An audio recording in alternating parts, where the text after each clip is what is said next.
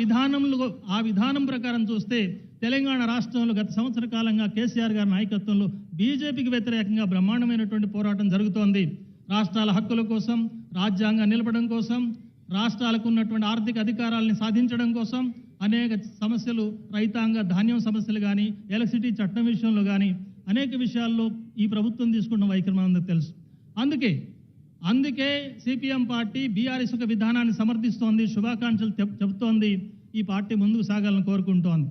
ఎన్నికలు, పొత్తులు, సీట్లు, ఏ సీటు, ఏ పోటీ, ఎవరు పోటీ, ఇవన్నీ చాలా చిన్న విషయాలు. అవి ఎన్నికలు వచ్చినప్పుడు మాట్లాడుకోవచ్చు. మునుగోడు వచ్చింది, మాట్లాడుకున్నాం. ఆనాడు బీజేపీ చెప్పింది, మమ్మల్ని రెచ్చగొట్టింది, కమ్యూనిస్టులారా మీకు దమ్ము ఉంటే పోటీ చేయండి మునుగోడులో అన్నారు. నేను స్పష్టమైన ప్రకటన చేశాను. వెంటనే బీజేపీ నాయకులారా మాకు దమ్ముంది, మేము తెలివి తక్కువ వాళ్ళం కాదు. మా రాజకీయ విధానం ప్రకారం బీజేపీని బొందబెట్టే దానికోసం ఏ వైఖరి తీసుకోవాలో అది తీసుకుంటాం. ఆ వైఖరితో మునుగోడులో బుద్ధి చెప్పాం బీజేపీ పార్టీ. ఇప్పుడు కూడా అదే చెప్తున్నాం. రాబోయే కాలంలో తెలంగాణ రాష్ట్రంలో బీజేపీ అడుగు పెట్టకుండా, ముఖ్యంగా వామపక్ష ఉద్యమాల కిల్ల అయినటువంటి ఖమ్మం జిల్లా, ఉమ్మడి జిల్లాలో బీజేపీ అడుగు పెట్టకుండా, ఆ బీజేపీ పక్కన ఎవరు బయలుదేరినా, ఎవరు కొత్త బిచ్చగాళ్ళు దాన్ని మోసినా వాళ్ళ అడుగు ఊడేంత వరకు కమ్యూనిస్టులు నిద్రపోరు ఈ జిల్లాలో అనేది స్పష్టంగా మేము చెప్పదలుచుకున్న విషయం.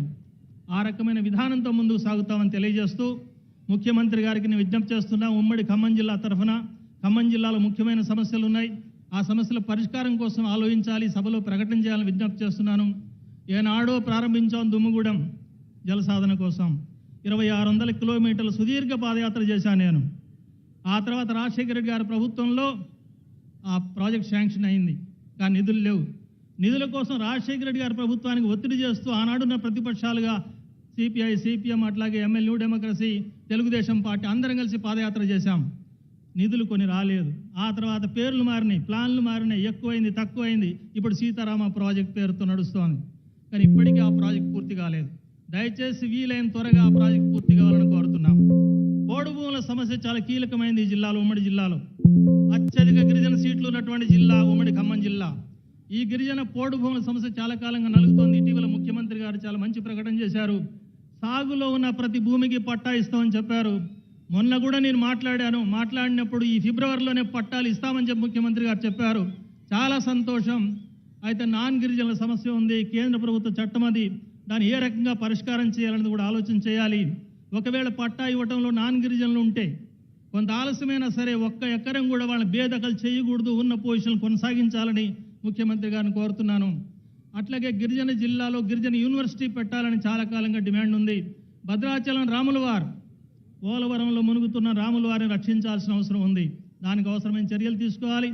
భద్రాచలం పట్టణం మునగకుండా భద్రాచలం పంచాయతీని ఒకే పంచాయతీగా కొనసాగించాల్సిన అవసరం ఉంది. దయచేసి ముఖ్యమంత్రి గారు ఆలోచించాలి. అట్లాగే భద్రాచలం పట్టణం మునగకుండా కరకట్టలు వాగ్దానం జరిగింది, 100 కోట్ల రూపాయలు ఇస్తామని చెప్పారు, అది కూడా అమలు జరపాల్సిన అవసరం ఉందని కోరుతున్నాను. అట్లాగే ఖమ్మం చాలా ముఖ్యమైనటువంటి విద్యా కేంద్రంగా ఉంది, కానీ దురదృష్టం ఇప్పటివరకు యూనివర్సిటీ, జనరల్ యూనివర్సిటీ లేదు. దయచేసి ముఖ్యమంత్రి గారు ఖమ్మంకు యూనివర్సిటీ కూడా మంజూరు చేయాలని మనస్ఫూర్తిగా కోరుతున్నాం. పరిశ్రమల్లో ఖమ్మం జిల్లా ఇంకా వెనుకబడి ఉంది, కానీ ఉన్న పరిశ్రమను కాపాడాల్సిన అవసరం ఉంది. ఖమ్మంలో 100ల కొద్ది గ్రానైట్ ఫ్యాక్టరీలు ఉన్నాయి. గ్రానైట్ ఫ్యాక్టరీలు, గ్రానైట్లో పనిచేసే వర్కర్లు వేలాది మంది ఉన్నారు. వీళ్ళ హక్కుల కోసం కొంత ఆలోచన చేయాల్సి ఉంది. ప్రభుత్వం ఇటీవల దాని రాయల్టీ చాలా పెంచింది. ముఖ్యమంత్రి గారి ఆదేశంతో మన ఆర్థిక మంత్రి గారు నాకు ఉదయమే చెప్పారు, నిన్ననే ఒక జీవో ఇచ్చారు, 30 లక్షలుగా ఉన్న హెక్టార్ రేట్ని సగాన్ని తగ్గించామన్నారు, సంతోషం. అదే రకంగా సీ ఫారం సమస్య కూడా ఉంది, దాన్ని కూడా పరిష్కారం చేయాలని కోరుతున్నాను. ఈ సమస్యలన్నింటినీ కూడా పరిష్కరించి ఖమ్మం జిల్లాకు ఒక మంచి బాట చూపించాలని కోరుతున్నాం. ఆ రకమైన పరిపాలన విధానం ముందుకొస్తే ఖమ్మం జిల్లా ప్రజలందరూ ఖచ్చితంగా ఈ రకమైన అభ్యుదయ విధానానికే పట్టం కడతారు. బీజేపీ యొక్క ఫాసిస్ట్ శక్తుల్ని, దుర్మార్గమైన మతోన్మాదుల్ని ఈ జిల్లా నుంచి తరిమి కొట్టే ఉచితమైన పాత్ర నిర్వహిస్తారని చెప్పి నేను తెలియజేస్తూ నాకు అవకాశం ఇచ్చినందుకు ధన్యవాదాలు. మరొకసారి బీఆర్ఎస్ పార్టీకి, పార్టీ అధ్యక్షులకు, పార్టీ కార్యకర్తలకు, నాయకులకు అందరికీ సిపిఎం తెలంగాణ కమిటీ తరఫున జేజేలు తెలియజేస్తూ సెలవు. నమస్కారం. మన నాయకుడు వచ్చేస్తున్నాడు. ఇప్పుడు మన రవాణా శాఖ మాత్యులు, ఖమ్మం జిల్లా మంత్రివర్యులు పువ్వాడ అజయ్ కుమార్ గారిని ముఖ్యమంత్రులందరికీ కూడా స్వాగతం తెలియజేయాల్సిందిగా కోరుతున్నాను. జై తెలంగాణ కేసీఆర్ గారి నాయకత్వం వర్ధిల్లాలి బీఆర్ఎస్ పార్టీ వర్ధిల్లాలి గౌరవ ముఖ్యమంత్రి వర్యులు బీఆర్ఎస్ పార్టీ అధ్యక్షులు కల్వకుంట్ల చంద్రశేఖరరావు గారు విచ్చేస్తున్నారు. పెద్ద ఎత్తున మీరందరూ కరతాళ ధ్వనులతోని స్వాగతం పలకాల్సిందిగా కోరుతా ఉన్నాను. అలాగే వారితో పాటు గౌరవ ముఖ్యమంత్రి వర్యులు ఢిల్లీ ముఖ్యమంత్రి వర్యులు అరవింద్ కేజ్రీవాల్ గారు విచ్చేశారు. వారిని సాధారణంగా వేదిక మీదకి ఆహ్వానిస్తా ఉన్నాం. వారితో పాటుగా కేరళ ముఖ్యమంత్రి వర్యులు శ్రీ పినరయి విజయన్ గారు విచ్చేశారు. వారిని కూడా వేదిక మీదకి సాధారణంగా ఆహ్వానిస్తా ఉన్నాం. వారితో పాటుగా పంజాబ్ ముఖ్యమంత్రి వర్యులు శ్రీ మాన్ గారు విచ్చేశారు. వారిని కూడా వేదిక మీదకి సాధారణంగా ఆహ్వానిస్తా ఉన్నాం. వారితో పాటుగా అఖిలేష్ యాదవ్ గారు ఉత్తరప్రదేశ్ మాజీ ముఖ్యమంత్రి వర్యులు సమాజ్వాదీ పార్టీ అధ్యక్షులు ఆహ్వానిస్తా ఉన్నాం. అలాగే సిపిఐ పార్టీ జాతీయ కార్యదర్శి డాక్టర్ డి రాజా గారు ఇచ్చేశారు. వారిని కూడా వేదిక మీదకి సాధారణంగా ఆహ్వానిస్తా ఉన్నాం. వారితో పాటుగా వేదికను అలంకరించిన మంత్రివర్యులు, పార్లమెంట్ సభ్యులు, శాసన సభ్యులు, శాసన మండలి సభ్యులు, కార్పొరేషన్ సభ్యులు, చైర్మన్లు, జడ్పీ చైర్మన్లు ఈ సమావేశానికి అశేషంగా విచ్చేసిన ఉమ్మడి ఖమ్మం జిల్లా నుంచి వచ్చిన బీఆర్ఎస్ శ్రేణులు, అక్క చెల్లెళ్ళు, అన్నదమ్ములందరికీ కూడా మన ముఖ్య అతిథులందరికీ కూడా పెద్ద ఎత్తున స్వాగతం పలకాలని నేను మనస్ఫూర్తిగా కోరుకుంటూ అతిథులందరూ కూడా వచ్చారు. వారందరినీ కూడా ఆశీనులు కావాల్సిందిగా కోరుతూ మన ముఖ్యమంత్రి వర్యులు కేసీఆర్ గారు వచ్చారు. జై తెలంగాణ వర్ధిల్లాలి కేసీఆర్ గారి నాయకత్వం, వర్ధిల్లాలి కేసీఆర్ గారి నాయకత్వం, వర్ధిల్లాలి బీఆర్ఎస్ పార్టీ. జై తెలంగాణ. మరి ఈ రోజున ఖమ్మంలో ఇంత పెద్ద ఎత్తున జరుగుతున్న ఈ సభకు విచ్చేసిన లక్షలాది మందిగా వచ్చేసిన అశేష జనవాహినికి స్వాగతం పలుకుతూ ఈ సమావేశం చరిత్రలో మన ఖమ్మం జిల్లా చరిత్రలో ఇంత పెద్ద ఎత్తున సమావేశం నిర్వహించుకోవటం ఇదే మొదటిసారి. టిఆర్ఎస్ పార్టీ బీఆర్ఎస్ పార్టీగా ఆవిర్భవించిన సందర్భంగా జరుగుతున్న ఈ సభకి మన గౌరవ ముఖ్యమంత్రి వర్యులు కల్వకుంట్ల చంద్రశేఖరరావు గారు మన వారి స్థానంలో ఆసీనులు అవుతా ఉన్నారు. వారితో పాటుగా అరవింద్ కేజ్రీవాల్ గారు, భగవంత్ సింగ్ మాన్ గారు, విజయన్ గారు, వారితో పాటుగా వచ్చిన అఖిలేష్ యాదవ్ గారు, డి రాజా గారు కూడా వేదికను అలంకరించవలసిందిగా కోరుతూ ఈ సభని ముందుకు తీసుకెళ్లవలసిందిగా మన నాయకుడు కేసీఆర్ గారిని కోరుతూ విరమిస్తా ఉన్నా. జై తెలంగాణ. నాతో అందరూ చేతుల పైకి ఎత్తి లేపి ఒక్కసారి కేసీఆర్ గారి నాయకత్వం, కేసీఆర్ గారి నాయకత్వం, కేసీఆర్ గారి నాయకత్వం. ధన్యవాదాలు. జై భారత్, జై బీఆర్ఎస్, జై కేసీఆర్. देश की नेता केसीआर, देश की नेता केसीआर. जय बीआरएस, जय बीआरएस. बोलो स्वतंत्र भारत की जय, जय भारत, जय भारत.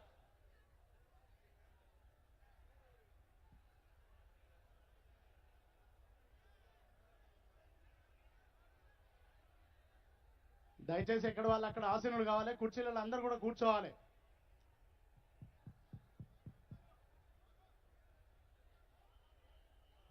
పువ్వాడ అజయ్ గారికి ధన్యవాదాలు. గౌరవనీయులు పెద్దలు,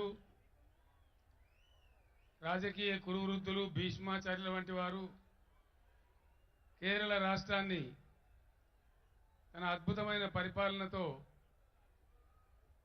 చరిత్రలో లేని విధంగా రెండవసారి కూడా సిపిఎం పార్టీని విజయ తీరాల వైపు చేర్చి భారతదేశంలోనే అత్యంత సీనియర్గా ఉన్నటువంటి గౌరవనీయులు పెద్దలు కేరళ ముఖ్యమంత్రి గారు శ్రీ విజయన్ గారిని ప్రసంగించవలసిందిగా మనందరి తరఫున నేను విజ్ఞప్తి చేస్తా ఉన్నాను.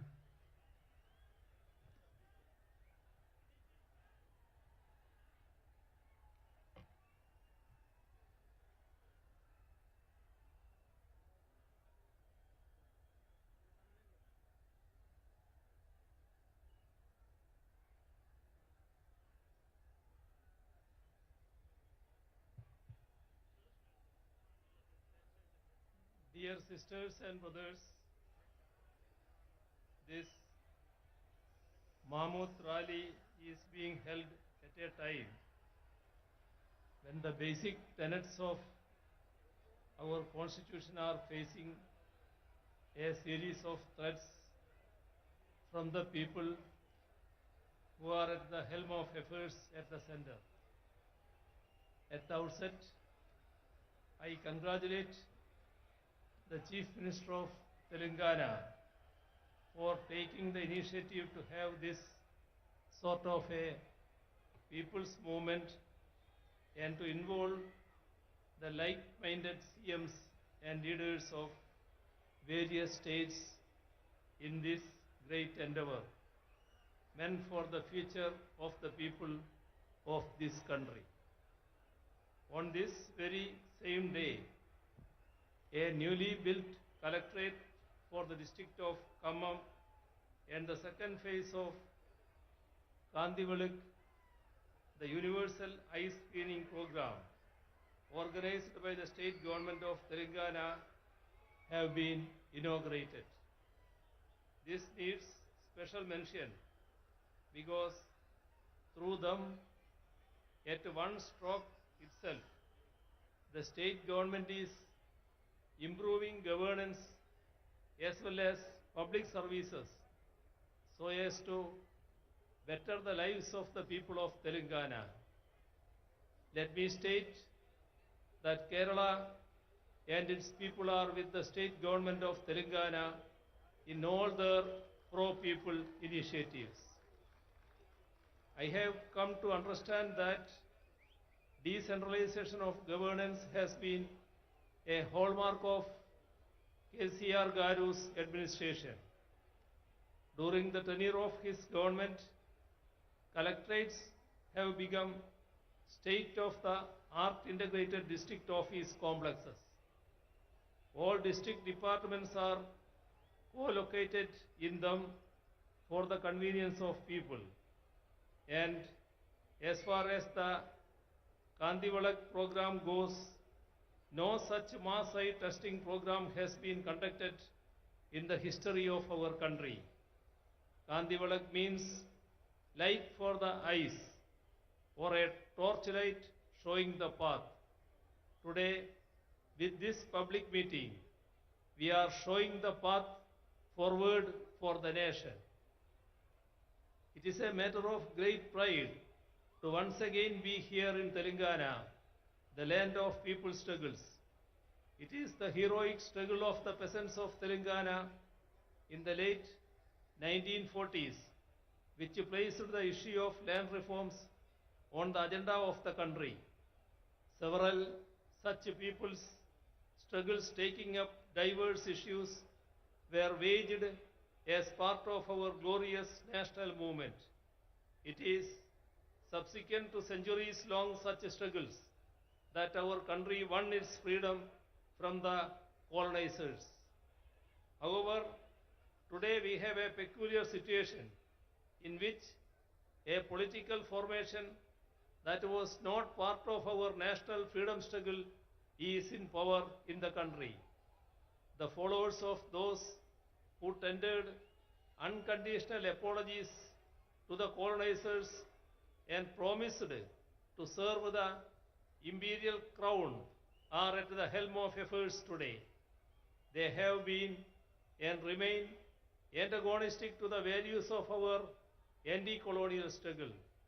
Ideas such as secularism, democracy, federal structure, social justice, and equality were championed through it, and subsequently they were included in India's constitution so as to uphold the values championed by our freedom struggle.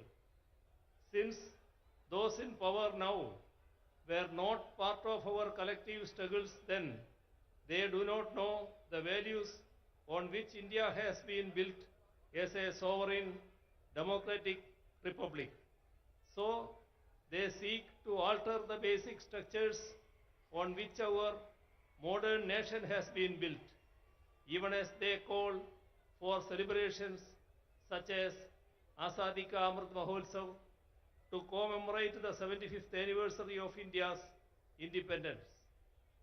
Amidst the glam and glitter of these celebrations, they seek to undo the very foundations of our country, our democracy, and our constitution. Our constitution starts with the preamble, in which we have enshrined the basic values that we uphold as Indians: sovereign, socialist, secular, democratic, republic, justice, liberty, equality, and fraternity. By signing various international defense agreements, they go against the concept of sovereignty. By allowing the concentration of wealth through consistent appeasement of corporates, they go against the concept of socialism. By seeking to replace parliamentary democracy with presidential form of governance, they go against the concept of democracy. By enacting laws which divide the people on communal lines, as in the case of the Citizenship Amendment Act, they thwart the concept of secularism. After the preamble comes part 1, in which we define India. It states, India, that is Bharat, shall be a union of states. The states are the basic units of India, our country. It is the union of states that creates India, our country. That is why India has a federal structure. Yet those in power think that we are a unitary state. We need to remember that their predecessors had promised to declare India as a unitary state in their manifesto published in the run-up to the 4th general election held in India in 1967. The union government is consciously trying to destroy the country's federal structure.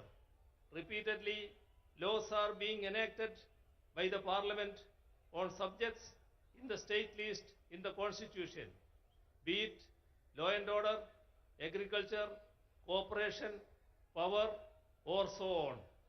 Bills that infringe upon the rights of the states are being enacted into laws, even without seeking the opinion of state governments. Even while entering into international agreements that affect the states, the union government does not inform state governments, let alone seek their consent. Slogans such as "One Nation, One Tax," "One Nation, One Uniform," "One Nation, One Election" are all attacks on federal structure. When states try to mobilize resources through additional alternative sources, the union intervenes and sabotages such moves. On the one hand, the right to avail loan is curbed, and on the other, the additional resources are sealed. Along with this, the funds that are made available to the state by the Constitution too are denied. Such attacks are most acute in the states that are ruled by governments that are opposed to the BJP-RSS combine ruling the union. We are seeing it in Telangana as well as in Kerala. Attacks against the states' rights and powers are being carried out even by politically misusing the office of governor. Widespread efforts are on to take control of the higher education sector through the governors in their capacity as chancellors. Assent to legislations that have been enacted by the state legislatures are being withheld. Such affronts on the supremacy of state legislatures weaken not just our federal structure, but even our democracy too. Democracy should be protected if the values that we fought for are to be secured.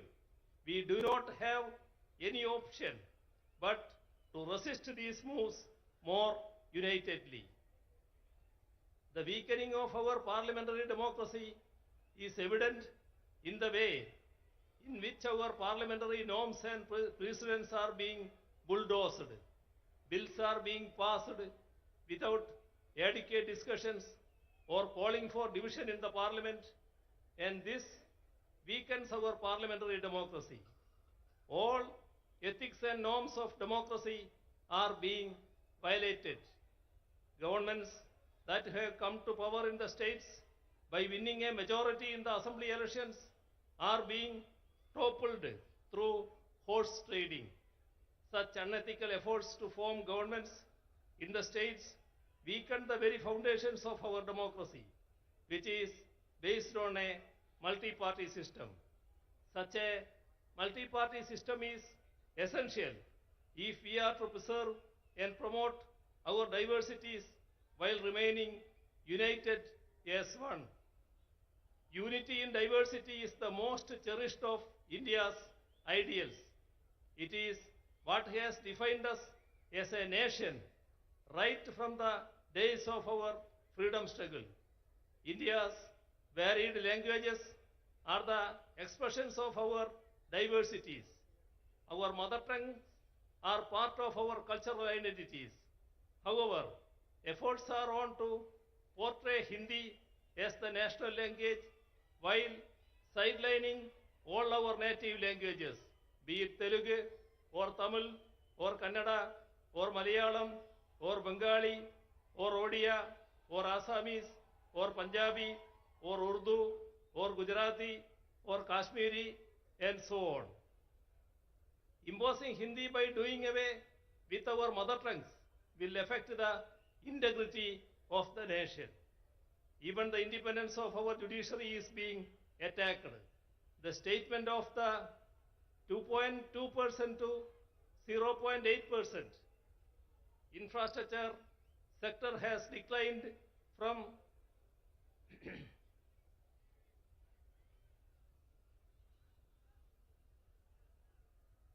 the statement of the law minister to the effect that the union government should have a decisive say in the appointment of judges goes to prove that the BJP government is hell-bent on destroying judicial autonomy and to subvert the judiciary into a nominated body of the union government. The Chief Justice himself has resisted the move, and it is commendable that the judiciary in general and the Supreme Court in particular have taken a firm stand, keeping the spirit of the independence of judiciary high. Not merely members of the union cabinet, but even the nominees are trying to meddle with the autonomy of the judiciary. Last week, the Vice President attacked the Supreme Court for striking down the NJSC Act of 2015. He even went on to say that he does not agree with the restriction imposed by the Supreme Court, which ensures that the Parliament cannot amend the basic structure of the Constitution. It is rather unfortunate that even the highest office, such as the Vice President, are making certain remarks that go against the Constitution and its spirit. India's identity as a democratic and secular country was molded in the fire of our anti-colonial struggle. The concept of India that is inclusive of different languages and cultures emerged during our national movement. Right now, these very characteristics of India are under a grave threat. The threat is posed by the present generation of those who were sycophants of the empire but betrayers of our struggles. It was those betrayers who murdered the father of our nation. Gandhiji, a practicing Hindu, was killed by the proponents of Hindutva. That is ample proof that Hindutva is not the same as or even related to Hinduism. The religion resorting to Hindutva efforts are on to create communal polarization in the country. By creating polarization, a last-ditch effort is being made to diffuse the public anger against the misplaced policies of the union government. The fallout of such anti-people policies are there all around us. Public sector enterprises, which are the wealth of the nation, are being sold off. In the last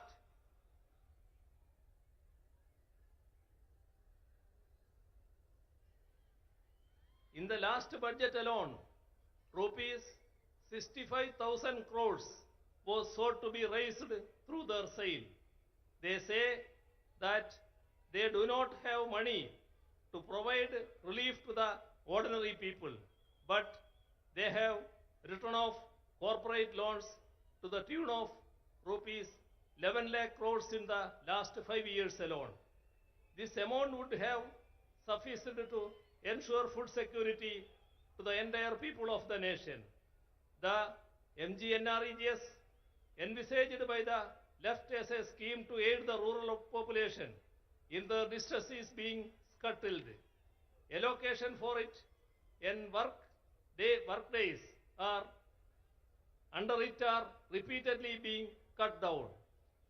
The country's development is in doldrums. Figures denote that GDP growth has declined from 7.4% to 4.7%. Industrial growth has plumbed from 2.2% to 0.8%. Infrastructure sector has declined from 19.4% to 9.8%. With regard to foreign exchange reserves too, the country is headed for trouble. Our forex reserves have shrunk from 642.2 billion in 2021 to 528.37 billion US dollar last October. The constant rise of petroleum prices has pushed the people's lives into misery. All this has made life extremely difficult for the common man. There is a sharp increase in hunger and poverty. In the global hunger index, we are 107th among 121 nations around the world. 80% of the people pushed into poverty because of COVID are in India. Imposition of GST on essential articles has spiked price rise. Last year, India's wholesale inflation has touched a 3-decade high. Price rise is as high as 39%. Even amidst such dire circumstances, welfare measures for the poor are being denied. Atrocities are being committed against minorities, women, SCs and STs. The idea of equality is given a go-by. Laws such as CAA, which seeks to alter our secular polity into a religious state, are being introduced. The main issues of the ordinary and the poor are related to their livelihoods. To create better living conditions, we need to forge the unity of the ordinary and the poor. People's unity has to emerge against the communal agenda that seeks to divide us. It is our duty to resist the backward march of our nation. As far as Kerala goes, we are resisting both communalism and neoliberalism, which are pushing our people into miseries. We are ensuring development and welfare in a communal tension-free atmosphere so that our people can enjoy the fruits of progress and lead peaceful lives. I hope that today in Khammam, the land of people's resistances, we will have the beginning of a new resistance, a resistance to secure the ideals that we fought for in our freedom struggle, a resistance to protect our secularism, our democracy, our constitution, and thereby our nation. I conclude by once again extending greetings to all of you gathered here. Thank you. ధన్యవాదాలు. Sound ఎక్కువ చేయవా బాబు? ఒక్కసారి అందరూ చప్పట్లు కొట్టాలి. ఇప్పుడు వద్దా నువ్వు కూర్చో. విజయన్ గారు కేరళలో ఒక అతి ముఖ్యమైనటువంటి ఫంక్షన్ను వారు అటెండ్ చేయాల్సింది. ఇప్పుడు త్రివేంద్రం వరకు వెళ్ళి వారికి ప్రత్యేకంగా ఏర్పాటు కూడా చేయడం జరిగింది. కొద్దిగా ఓపిక అవసరం మనకు. హిందీ ఇంగ్లీష్ ఉపన్యాసాలు కూడా వినడం మనం నేర్చుకోవాలా. ఇప్పుడు విజయన్ గారిని మనం సాదరపూర్వకంగా సత్కరించి పంపడం మన బాధ్యత కాబట్టి వారిని ఇప్పుడు సాగనంపాలి. కాబట్టి మనందరి పక్షాన నేను మీ అందరి చప్పట్ల మధ్య వారికి సన్మానించి సత్కరించి మన జ్ఞాపకనిచ్చి పంపిద్దాం.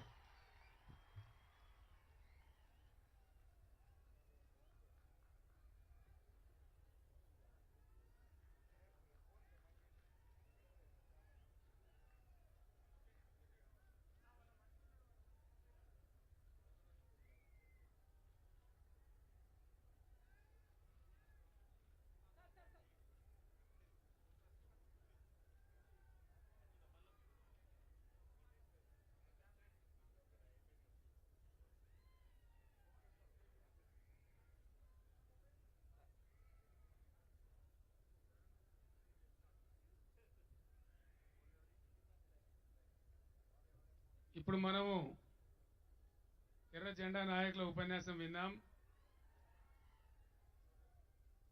ఎర్ర టోపీ పెట్టుకునేటువంటి పార్టీ భారతదేశంలోనే చాలా పెద్ద రాష్ట్రానికి ప్రాతినిధ్యం వహించి ముఖ్యమంత్రిగా పనిచేసి ఇప్పుడు ప్రతిపక్ష నాయకునిగా పనిచేస్తున్నటువంటి ఉత్తరప్రదేశ్ మాజీ ముఖ్యమంత్రి సమాజ్వాదీ పార్టీ అధ్యక్షులు మన తెలంగాణకు అత్యంత ఆప్త మిత్రులు ఆత్మీయ మిత్రులు గౌరవనీయులు శ్రీ అఖిలేష్ యాదవ్ గారు తమ సందేశాన్ని ఇస్తారు.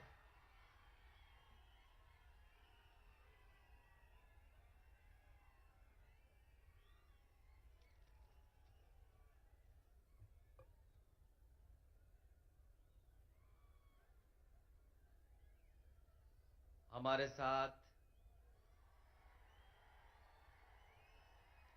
मंच पर आपके सबसे प्रिय नेता और यहाँ के मुख्यमंत्री आदरणीय के चंद्रशेखर राव जी, मंच पर उपस्थित दिल्ली के मुख्यमंत्री अरविंद केजरीवाल जी, पंजाब के मुख्यमंत्री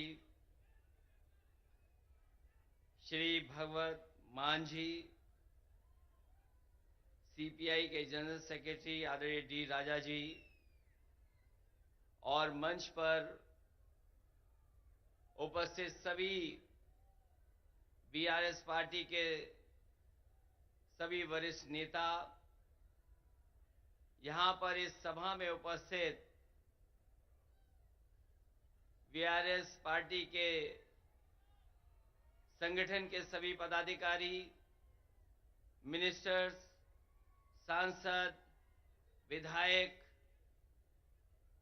सभी नेता और बड़ी संख्या में, जहां तक मैं देख सकता हूं मुझे लोग ही लोग दिखाई दे रहे हैं, सर दिखाई दे रहे हैं।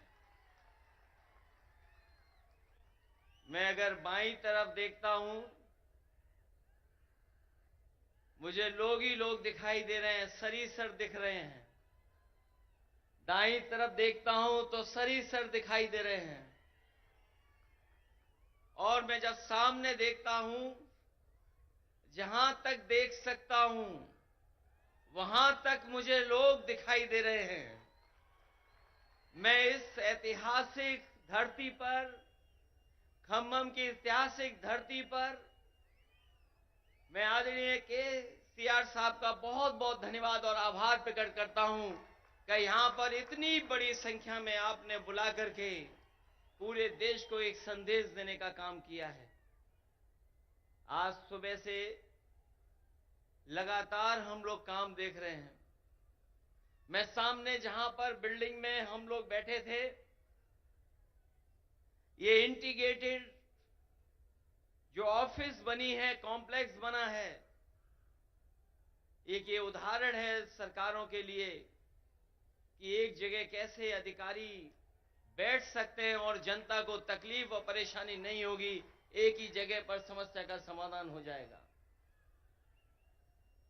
ये खम्मम वो धरती है जिसने हमेशा इतिहास बनाने का काम किया है। यहां के लोगों ने बड़ी से बड़ी हुकूमत रही होंगी, ताकतें रही होंगी, उनके खिलाफ अपनी आवाज उठाने का काम किया है। यहां के किसान, यहां के नौजवान, अगर किसान कभी इकट्ठे हुए हैं और अपनी आवाज को बुलंद करना पड़ा होगा, तो यहां के किसान इकट्ठे होकर के अपनी आवाज बुलंद कर करके उस समय की हुकूमत को हिला के रख दिया। मुझे उम्मीद है कि आने वाले समय में जो हालात हैं देश के,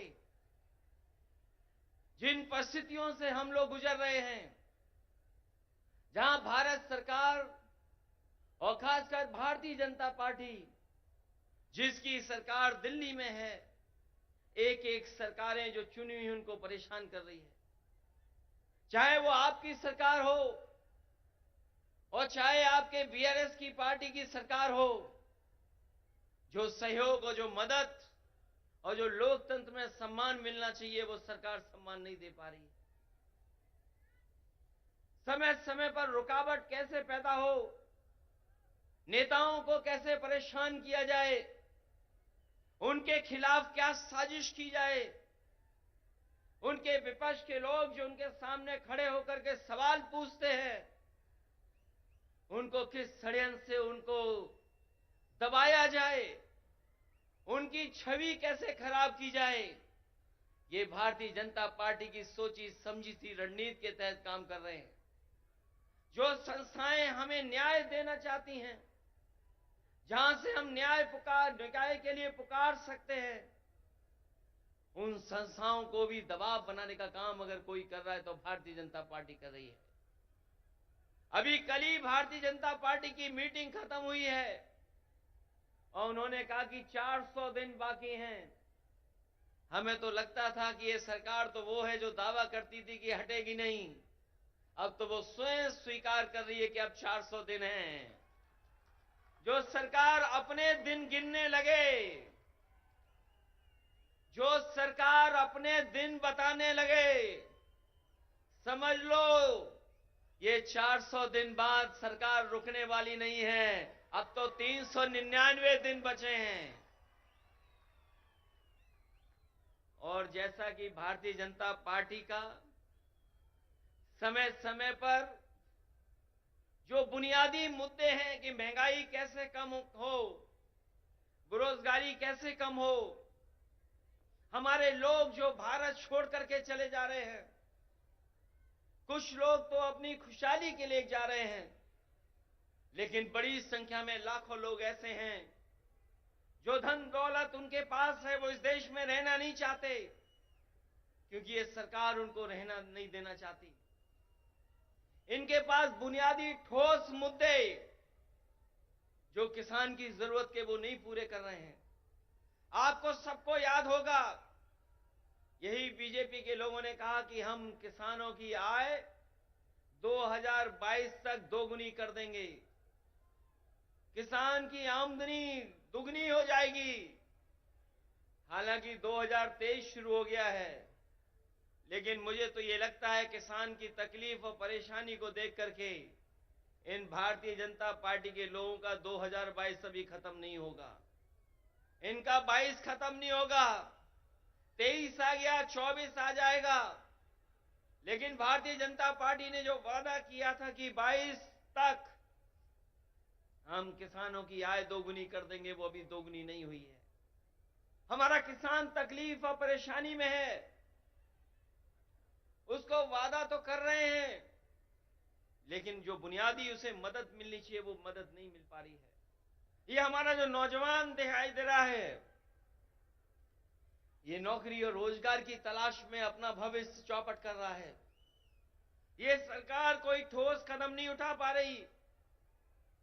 आपका प्रदेश में तो सरकार है जहां मुख्यमंत्री काम कर रहे हैं, लेकिन हम तो अपने प्रदेश में देखते हैं जहां पर बड़े पैमाने पर बेरोजगारी है। जैसे ही चुनाव आ गया है, इन्होंने तय कर लिया है कि जगह जगह इन्वेस्टमेंट मीट करेंगे और इन्वेस्टमेंट मीट के बहाने लोगों को धोखा देंगे। ये प्रचार के माध्यम से धोखा देना चाहते हैं। वैसे तो समय समय पर देश के लोग और देश के जो नेता होते हैं वो G20 की अध्यक्षता कर रहे हैं, लेकिन इस बार इन्हें मौका मिला है अध्यक्षता करने का। मुझे लगता है कि केवल चुनाव के लिए ही प्रचार करेंगे, उसमें कोई ठोस कदम नहीं उठाएंगे। इसलिए आज जब हम इतनी बड़ी संख्या में लोगों के सामने इकट्ठे हुए हैं, जहां मुझे लोग ही लोग दिखाई दे रहे हैं, उनके सामने मैं कह सकता हूं कि अगर तेलंगाना में सफाया हो रहा है बीजेपी का, तो उत्तर प्रदेश भी पीछे नहीं रहेगा। आप अपने प्रदेश से हटाइए, यूपी से हम लोग मिलकर के उनको हटाने का काम करेंगे। हम यूपी वाले यही जानते हैं कि जिन्हें प्रधानमंत्री बनना है वो उत्तर प्रदेश जरूर आते हैं। इसीलिए आपने देखा होगा गुजरात से उत्तर प्रदेश आए।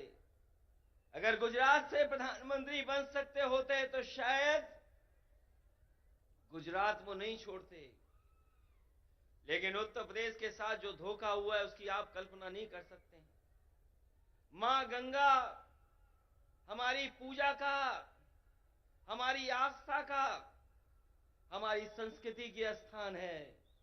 एक पानी का जहाज चला करके, विलासता का जहाज चला करके न जाने क्या सपने दिखा रही है सरकार। और जिस मां गंगा को साफ हो जाना चाहिए था, मां गंगा वैसी की वैसी है, नदी साफ नहीं है, नदी को साफ नहीं कर पाए। मुझे खुशी है इस बात की कि जब मैं मुख्यमंत्री था उस समय आपके मुख्यमंत्री जी ने एक फैसला लिया था कि यहां पर किसानों के खेत तक और घरों में पानी पीने का कैसे इंतजाम किया जाए। वो जो इंटीग्रेटेड इरिगेशन सिस्टम का आपने शुरुआत की, मैं आपको बधाई देता हूं और जनता को भी बधाई देता हूं, उनका धन्यवाद देता हूं कि आपके प्रदेश से शुरू हुई योजना जहां पर खेत को पानी, घर में पानी का इंतजाम किया, वही तो भारत सरकार नकल कर रही है। जो आज भारत सरकार नकल कर रही है वो कहीं ना कहीं आपकी देन है। जिस सरकार ने एक उदाहरण पेश किया हो, और न केवल इरिगेशन में और भी क्षेत्रों में, मैं ऐसे सरकार के लोगों को बधाई देता हूं और खासकर मुख्यमंत्री जी को बधाई देता हूं। जहां इतना विकास हो रहा हो, वहीं भारतीय जनता पार्टी के लोग देश को पीछे ले जाना चाहते हैं। उनके मुद्दे, उनके फैसले हमें और आपको पीछे ले जा रहे हैं। इसलिए आज जरूरत है प्रोग्रेसिव नेताओं की, प्रोग्रेसिव सरकारों की। और मुझे उम्मीद है कि जिस तरीके से भारतीय जनता पार्टी ने देश को पीछे कर दिया है हर चीज में, हम सब मिलकर के जो मंच पर बैठे हैं और प्रदेशों में भी हैं, जो साथ मिलकर के काम करेंगे तो देश को एक नई सरकार भी और नए तरह का एक प्रोग्रेसिव एजेंडा देकर के देश को आगे ले जाने का काम करेंगे। मैं एक बार फिर बधाई देता हूं कि आपने जितना प्रचार करना चाहिए था, आपने भगवान विष्णु, उनके अवतार भगवान नरसिम्हा जी का जो मंदिर का निर्माण कराया, मैं आपको बधाई देता हूं। आपने काम ज्यादा किया, प्रचार कम किया, लेकिन कुछ लोग तो ऐसे हैं जो काम कम प्रचार ज्यादा करते हैं।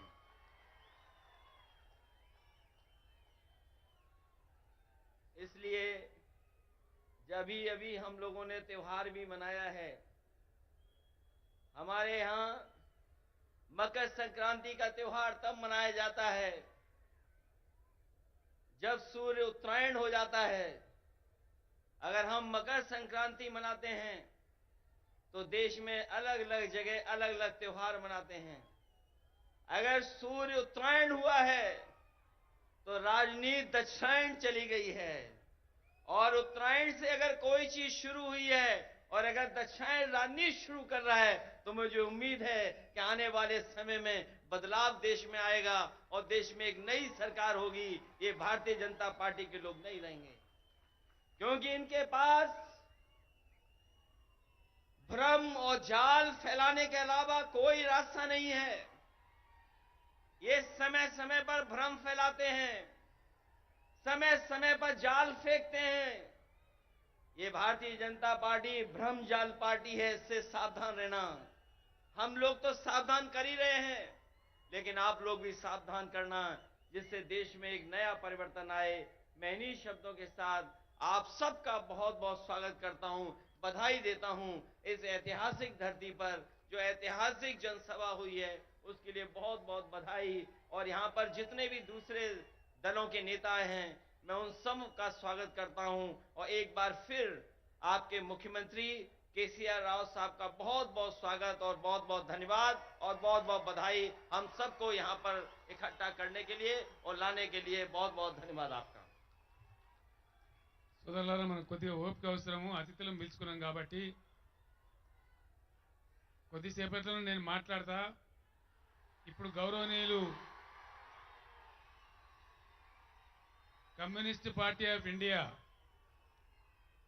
ఎవరైతే తెలంగాణ రాష్ట్రం ఏర్పాటు కావడానికి నేను ఢిల్లీలో ఎక్కే గుమ్మం దిగే గుమ్మం అన్నట్టుగా పార్టీ ఆఫీసుల చుట్టూ తిరుగుతుంటే మన బాధ చూడలేక రాజా గారు డి రాజా గారు ఢిల్లీలో సిపిఐ కార్యాలయం నేను ఎప్పుడు వెళ్ళినా చంద్రశేఖరరావు గారు మీ టైం వస్తుందండి, మీరు భయపడకండి, మీ కోరిక నెరవేరుతుందండి అని కౌగిలించుకొని మరీ ప్రేమతో చెప్పేవారు.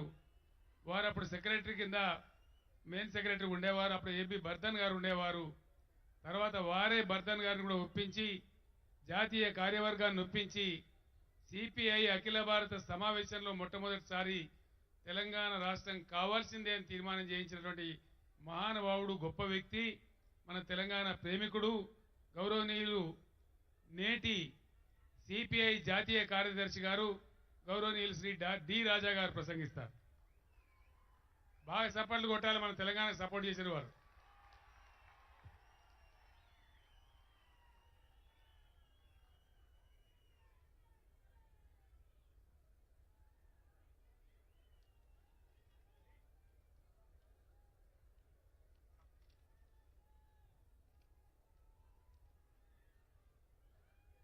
Respected Telangana Mukhyamantri KCR Garu, Kerala Mukhyamantri Pinarayi Vijayan Garu, Delhi Mukhyamantri Arvind Garu, Punjab Mukhyamantri Man Garu,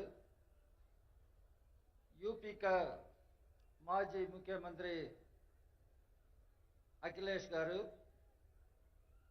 मंच पर बैठे हुई नेतागर, सोदर सोदरलारा, फ्रेंड्स, कामरेड्स, मेरे अंदर के साल नमस्कारम.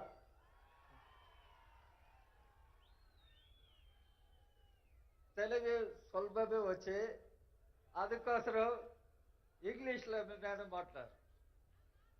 Okay. So, friends and comrades, I take this opportunity to pay my tributes to the great martyrs, the heroes of this revolutionary soil of Telangana. Comrade Ravi Narayan Reddy, great poet Maghdum Maidin, Comrade Giri Prasad, and many other great martyrs. I salute them. I pay my tributes to them all. At the outset, I congratulate Telangana Chief Minister, my very dear, beloved KCR Garu. Not only for organizing such a wonderful meeting, but for the innovative measures he has been taking for providing good governance to the people of Telangana. And I understand Telangana is one state where you do not confront power cuts. Telangana is one state where the people, common people, get good drinking water. Telangana is one state where we come to know about Rayatu Bandhu, Dalit Bandhu, and several other schemes. Now, he has invited us to participate in the Kanti Vengulu program. I congratulate Mr. KCR and I wish him all the best in the coming days. Friends, comrades, after a few days, we will be celebrating the Republic Day of our country. But we all should understand the Republic of India is in danger, is in crisis. Why? There is a disastrous move, attack by BJP, RSS combined. They are posing grave threat to the very constitution of our country, democracy of our country,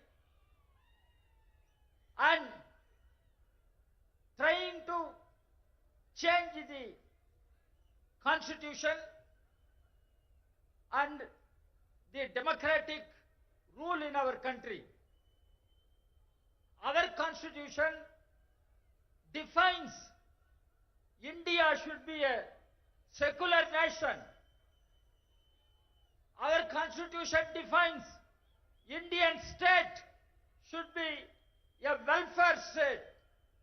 Our constitution defines Indian state should be a federal state. But what is happening today?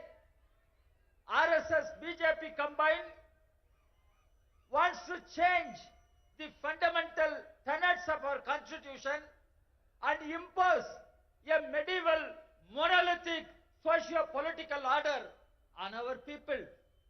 And they want to replace the secular state by a theocratic state. Youth, people of Telangana should know it was Dr. Ambedkar. It was Dr. Ambedkar who won the nation. If at all India becomes a Hindu Rashtra, that will be the biggest calamity. This is what Dr. Ambedkar said. Now, we are facing such a calamity. We are facing such a threat from BJP, RSS combined. How to stop this? How to stop this? How to stop this? Indian state should be a welfare state. Now, Telangana Mukhyamantri KCR has initiated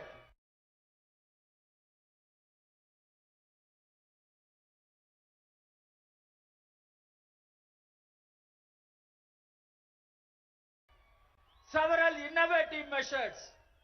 To them, these are the basic issues of our people. How to provide education, how to provide health care, how to provide employment, how to provide housing, how to provide food. Let us come together. Let us fight on this agenda. And we can defeat BJP, RSS. But because the BJP, RSS, Modi spoke, bola, Modi kya bola? सबका साथ, सबका विकास. अभी क्या हो रहा? मोदी आपका साथ नहीं है, किसान का साथ नहीं है, मजदूर का साथ नहीं है, गरीब लोग का साथ नहीं है। मोदी सिर्फ अडानी का साथ है, अंबानी का साथ है, टाटा बिरला का साथ है। क्या वेलफेयर स्टेट है?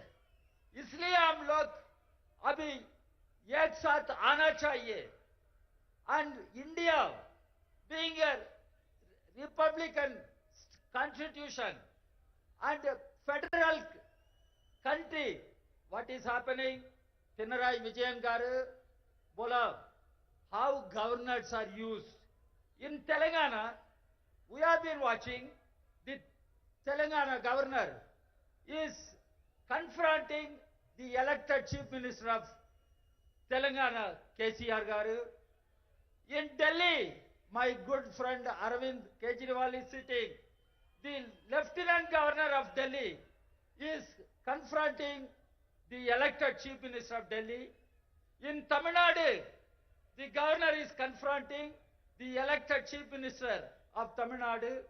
In Kerala, the Governor is confronting the elected Chief Minister of Kerala. Why it is happening?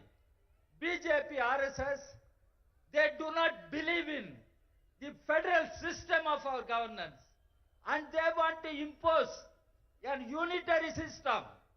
They want to build India as a single-dimensional country. After all, we are a country with tremendous diversities. And we must be happy. India is a diverse country. We must celebrate the diversity of our country. But BJP, RSS, they do not believe in diversity. That is why they talk about unitary system, unitary governance. One nation, one culture. One nation, one religion. One nation, one election. One nation, one tax. One nation, where it will end. One nation, one party, one nation, one leader. This is not danger? I am asking you, is it not danger to our republic? How to stop this? How to stop this? We will have to fight against BJP, RSS combined. And we will have to defeat them in the forthcoming 2024 elections. India, if at all, has to be saved. Republic has to be reclaimed. Republic has to be saved. BJP, RSS combined should not be in power. They must be thrown out of power. This is what the message should go from this Khammam, a revolutionary center of Telangana. This message should go. I appeal to all secular democratic parties who are present here, who are not present here. I appeal to all of them. Understand the emerging threat. Understand the disaster we are facing. How to save India. How to save our constitution. How to save our democracy. Unless we come together. We fight together. We try to defeat the BJP, RSS combined. It is possible, my friends and comrades, when country was a colony, when country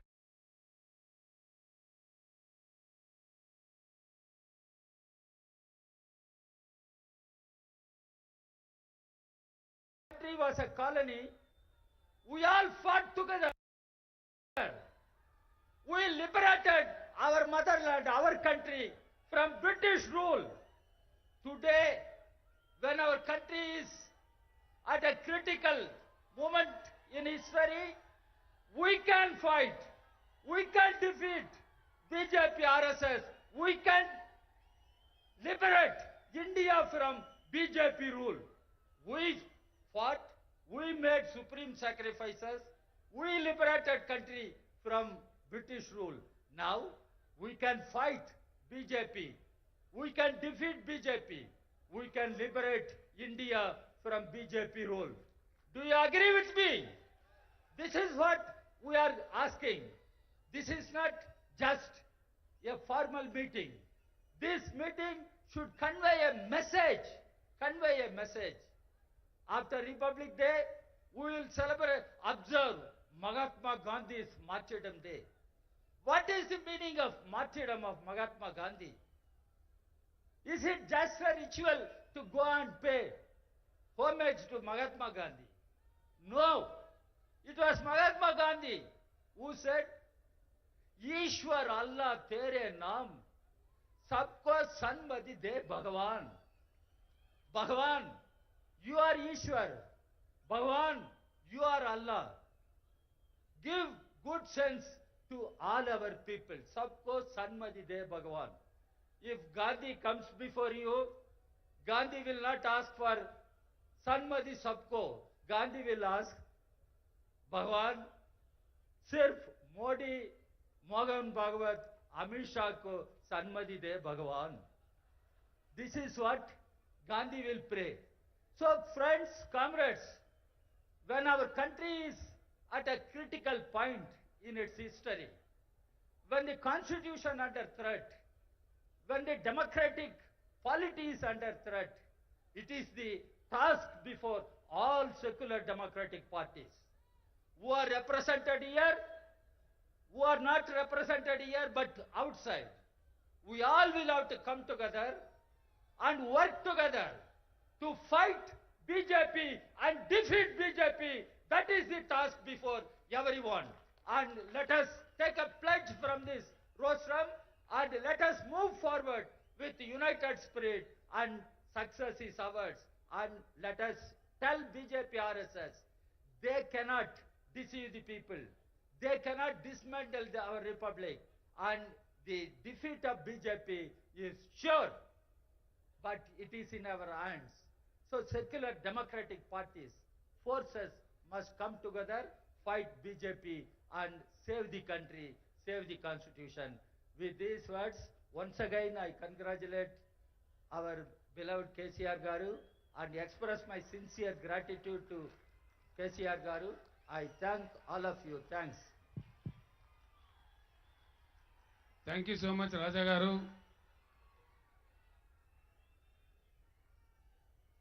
Arvind Kejriwal గారి నాయకత్వంలో 2 సార్లు parliament సభ్యునిగా గెలవడమే కాదు, ఒక చిన్న కుటుంబం నుంచి వచ్చి ఆమ్ ఆద్మీ పార్టీలో అంచెలంచెలుగా ఎదిగి కేజ్రీవాల్ గారి ఆశీస్సులతో నేడు పంజాబ్ రాష్ట్రానికి ముఖ్యమంత్రిగా ఉన్నటువంటి శ్రీ భగవంత్ సింగ్ మాన్ గారు ప్రసంగించవలసిందిగా నేను కోరుతూ ఉన్నాను.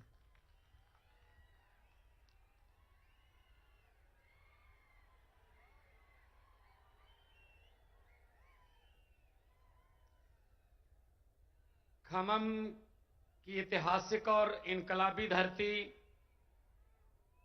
स्टेज पर मौजूद तेलंगाना के लोकप्रिय मुख्यमंत्री श्री के चंद्रशेखर राव जी, आम आदमी पार्टी के नेशनल कन्वीनर और दिल्ली के क्रांतिकारी मुख्यमंत्री श्री अरविंद केजरीवाल जी, समाजवादी पार्टी के अध्यक्ष और यूपी के एक्स मुख्यमंत्री अखिलेश यादव जी, सीपीआई के जनरल सेक्रेटरी डी राजा जी और केरला के मुख्यमंत्री जो बोलकर चले गए हैं, और बाकी सभी बीआरएस पार्टी के नेतागण और ऑफिसर साहबान, और इतनी भारी संख्या में यहां पर हमारा हौसला बढ़ाने के लिए आने के लिए शुक्रिया आपका। एक एक कदम हमारे सर माथे पर। सबसे पहले सबको नमस्कार, सत श्री अकाल।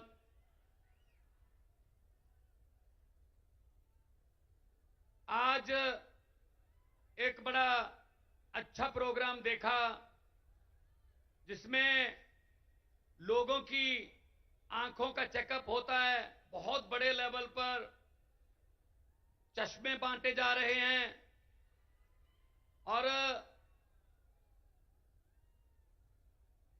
बहुत ही प्रभावशाली प्रोग्राम था जो देखने को मिला, बहुत कुछ सीखने को भी मिला। लेकिन मैं तेलंगाना के मुख्यमंत्री जी को कहूंगा कि अगर इतनी भीड़ हो तो इसके लिए भी कुछ स्पेशल चश्मे बनाए ताकि देख सके हम भी। वो दूर तक नजर जाती है तो लोग ही लोग नजर आ रहे हैं। ये आपका प्यार है। आपने घर से पहला कदम जब इस रैली की तरफ, इस फंक्शन की तरफ बढ़ाया, वो पहला कदम बदलाव का कदम था। आपका यहां पे आना इस बात का सबूत है कि आप देश को प्यार करते हैं। आपको चिंता है कि देश कहां जा रहा है। आपको इस बात का ज्ञान है कि देश नफरत की राजनीति को बर्दाश्त करने वाला नहीं है। ये देश एक गुलदस्ता है, अलग अलग रंगों के फूल हैं, लेकिन कुछ लोग चाहते हैं कि गुलदस्ते में सिर्फ एक ही रंग के फूल हों। ये हो नहीं सकता, ये हो नहीं सकता। जिस गुलदस्ते में सिर्फ एक ही रंग के फूल हों, उसको ज्यादा देर देखा नहीं जाता। असल में फूलों की रंग की जो विभिन्नता है, वही उसको गुलदस्ता बनाती है। तो आज देश क्या मांग रहा है? देश मांग रहा है रोजगार।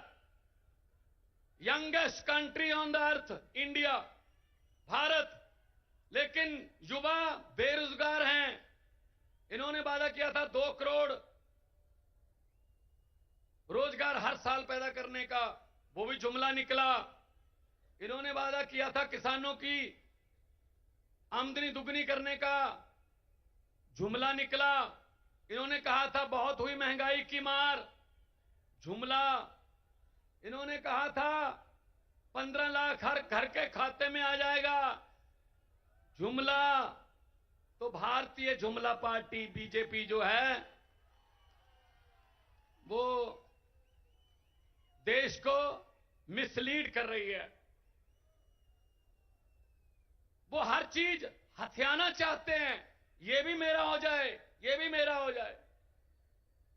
जिस राज्य में जीतते नहीं है लोगों द्वारा, वहां पे बाई इलेक्शन द्वारा जीत जाते हैं। इस्तीफा दिलवा लो, खरीद लो बंदे, एमएलए खरीद लो। मतलब हिम्मत देखो। आम आदमी पार्टी ने एमसीडी चुनाव में 250 में से 134 सीटें जीती, बहुमत है, लेकिन फिर भी कह रहे हैं जितनी मर्जी आ जाए, मेयर हमारा बनेगा। ये क्या बात हुई भाई? ये लोकतंत्र है? ये तो लूट तंत्र है, ये लूट तंत्र है। लेकिन इनको ये नहीं पता, इनको ये नहीं पता कि वक्त बहुत बड़ी चीज होता है। वक्त राजाओं से भीख मंगवा देता है वक्त, और भिखारियों के सर पे ताज टिका देता है वक्त। वक्त बहुत बड़ी चीज होता है। और ये पब्लिक है, सब जानती है। लोग जब चाहें आदमी अर्श पर, और ऊपर जाके ये बीजेपी वालों की तरह अहंकार करे तो लोग कहते हैं आजा बेटा फर्श पर। बहुत बड़े बड़े उतारे हैं भाई साहब, बहुत बड़े बड़े। हुकूमत वो करते हैं जिनका दिलों पर राज होता है। हुकूमत वो करते हैं जिनका दिलों पर राज होता है। यूं कहने को तो मुर्गे के सर पे भी ताज होता है। तो हुकूमत लोग जिसको दिल में जगह देते हैं उसकी होती है। ये छीनी नहीं जा सकती, ये खरीदी नहीं जा सकती। लोगों का प्यार खरीदा नहीं जा सकता। लोगों के प्यार की किसी करेंसी में कोई कीमत नहीं है। अभी जब से मैंने होश संभाला है, हर 15 अगस्त को लाल किला से तत्कालीन प्रधानमंत्री भाषण देते हैं। मैं भी सुनता था। आज तक वही भाषण, अफसरों का लिखा लिखाया, रटा रटाया भाषण, लाल किला के सामने से बेरोजगारी पर चिंता व्यक्त, महंगाई पर थोड़ी ज्यादा चिंता व्यक्त, आतंकवाद पर सबसे ज्यादा चिंता व्यक्त, और 15 अगस्त खत्म।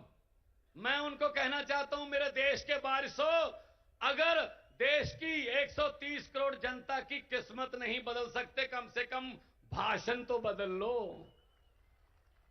अब तो लाल किले के कबूतरों को भी भाषण याद हो गए होंगे। कुछ तो नया कर दो, नहीं करते। अपने आप बारी आ जाती है। लोगों के पास कोई रास्ता ही नहीं था। पंजाब में ऐसी चल रहा था, 5-5 साल की बारियां चल रही थी, लेकिन तीसरा बदलाव आया आम आदमी पार्टी के रूप में। 117 में से 92 सीटें पंजाब में आई। पहली बार 92 सीटें आई किसी पार्टी की। और बड़े बड़े जो अपने आप को कहते थे हमें कोई हरा ही नहीं सकता, पूरे का पूरा खानदान हरा दिया उनका पैसा। ये पब्लिक है। और इनका क्या काम है? इनका काम है लूटना। सब कुछ बेच दिया। जहाज बेच दिए, एयरपोर्ट बेच दिए, नदियां बेच दी, LIC बेच दी, रेलवे बेच दी, सिर्फ मीडिया खरीदा बस, बाकी सब कुछ बेचा है। तो इसलिए मैं कहना चाहता हूं कि ये सिर्फ अपनों के बारे में सोचते हैं, अपने दोस्तों के बारे में सोचते हैं, जनता का कोई फिक्र नहीं है इनको। अगर किसी नदिया के घाट पर ये बीजेपी वाले बस जाते, अगर किसी नदिया के घाट पर ये बीजेपी वाले बस जाते, तो लोगों के प्यासे होंठ 2 बूंद पानी के लिए भी तरस जाते।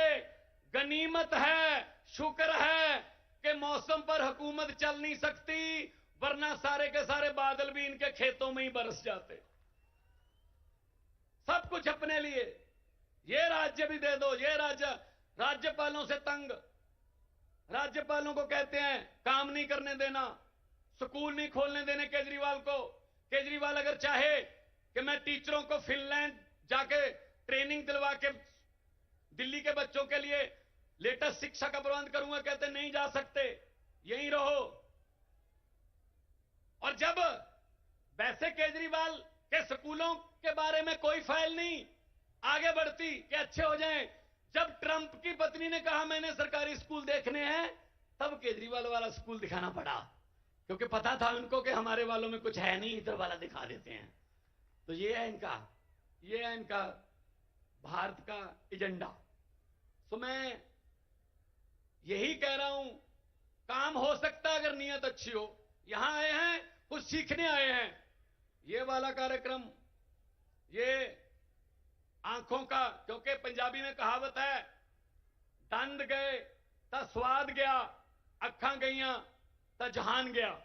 दांत गए तो स्वाद गया, आंखें गई तो जहान गया। तो ये प्रोग्राम बहुत ही अच्छा, हम तो सीख के गए हैं। पंजाब में भी मैं इसी तर्ज पर शुरू करूंगा सारा प्रोग्राम। ये अच्छी चीज कहीं से भी सीखी जा सकती है। अच्छी चीज कहीं से भी सीख लो। ये नॉलेज शेयरिंग का जमाना है, स्टार्टअप का जमाना है, दुनिया गांव बन गई है, कहीं से भी कुछ भी सीख लो। तो मैं तो आज आपको ये कहने के लिए आया हूं और बधाई भी देने आया हूं आपके मुख्यमंत्री जी को, जिन्होंने संघर्ष किया और तेलंगाना के लिए संघर्ष किया, और तेलंगाना देश में चमक रहा है। और देश, क्योंकि देश जो है वो रंग बिरंगे फूलों का देश है।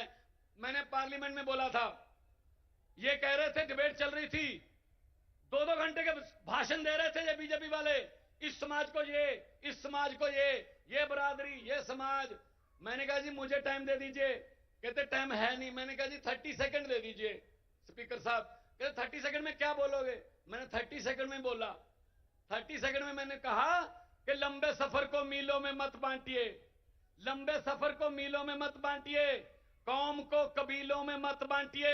एक बहता दरिया है मेरा भारत देश, इसको नदियों और झीलों में मत बांटिए। सब कुछ आ गया इतने में। यहां ना पहुंचे रवि, वहां पहुंचे कवि।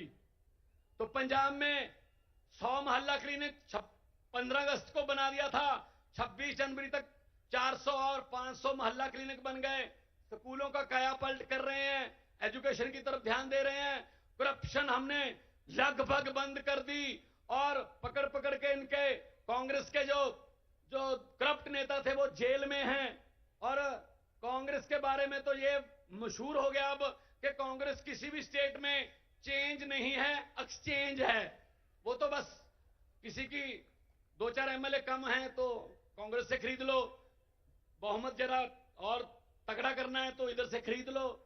वो तो कांग्रेस को तो अपने ऑफिस पे लिख लेना चाहिए, यहां पर लोगों द्वारा जिताए गए विधायक सस्ते रेटों पर बेचे जाते हैं। ये हालत है उनकी। उनका भी उतना ही कसूर है इस देश की बर्बादी में, जो आजकल चल रही है बर्बादी। तो देश नंबर 1 बनाना है ना। सब कुछ दिया इस देश को भगवान ने, हर किस्म का मौसम दिया, पहाड़ दिए, नदियां दी, कोयला दिया, मारूथल, पानी, समंदर, क्या और इतने मेहनती लोग 130 करोड़। बस एक चीज नहीं दी, सच्ची नीयत वाले नेता बहुत कम दिए हैं। सच्ची नीयत वाली सरकार आ गई देश में, यही देश नंबर 1 बनेगा, यही देश नंबर 1 बनेगा। और मैं आखिर में मैं 2 नारे लगवाऊंगा।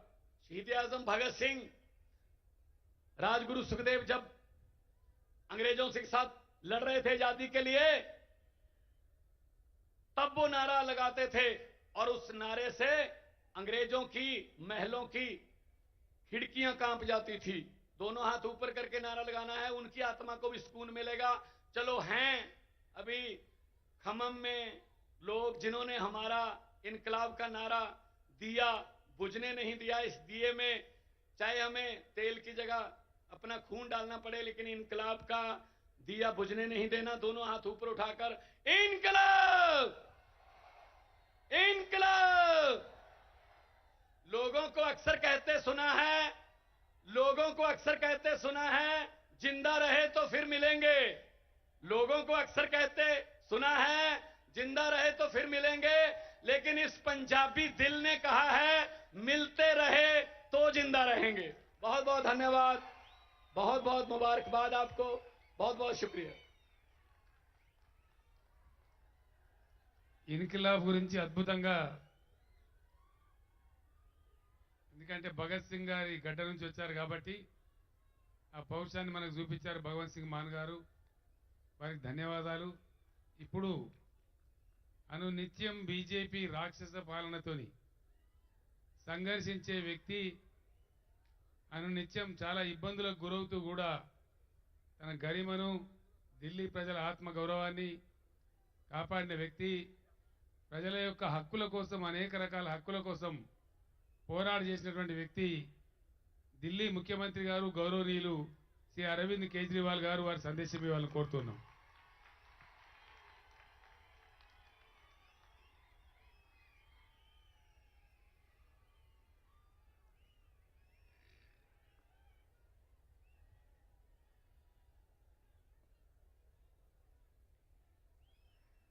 मंच पे बैठे हुए हमारे बड़े भाई तेलंगाना के मुख्यमंत्री श्री के चंद्रशेखर राव जी,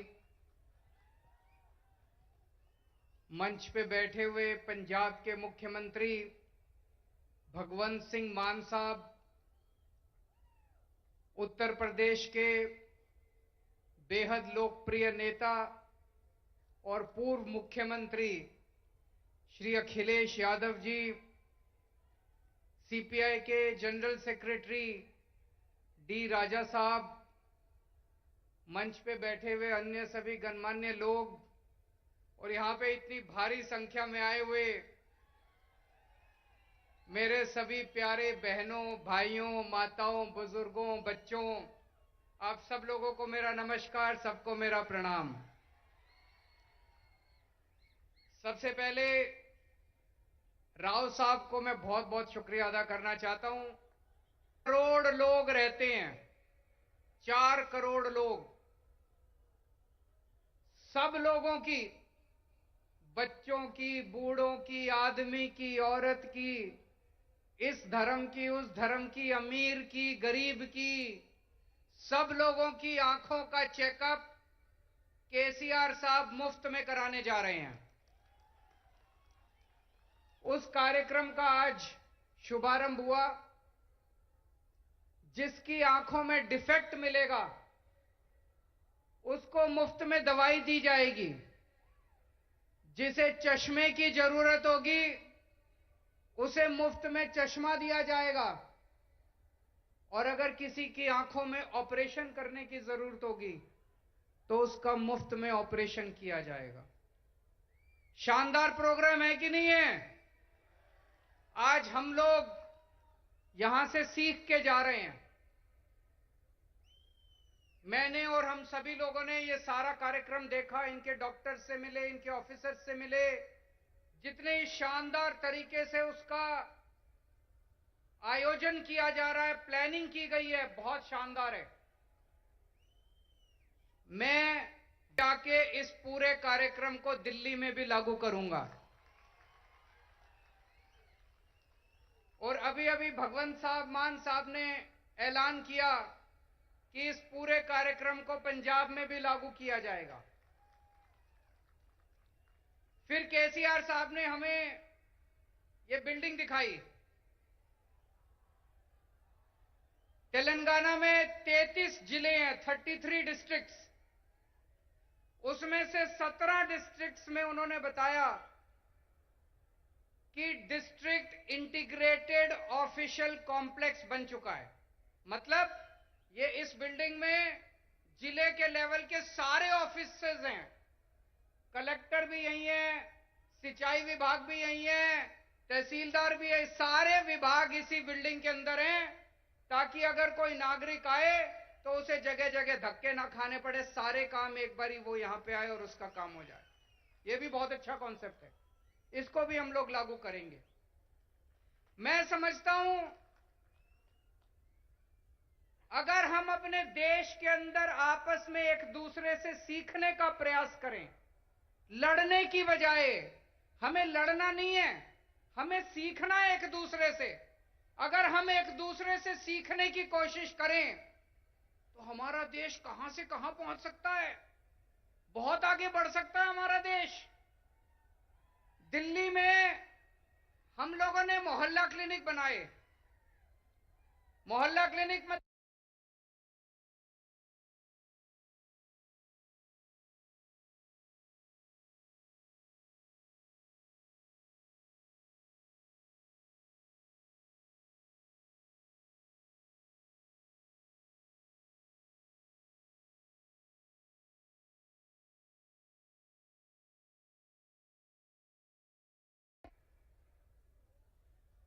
आपके मुख्यमंत्री केसीआर साहब हमारे मोहल्ला क्लिनिक देखने के लिए दिल्ली आए।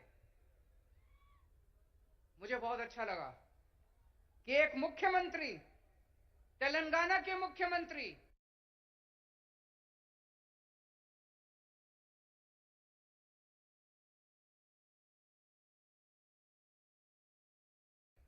मोहल्ला क्लिनिक दिखाने ले गए। उन्होंने डॉक्टर से बात की, नर्स से बात की, सारा सिस्टम समझा और वापस आके उन्होंने उसको तेलंगाना में लागू किया। वो क्या नाम है उसका, बस्ती दवाखाना, बस्ती दवाखाना नाम से उन्होंने तेलंगाना में लागू किया। मुझे बहुत अच्छा लगा।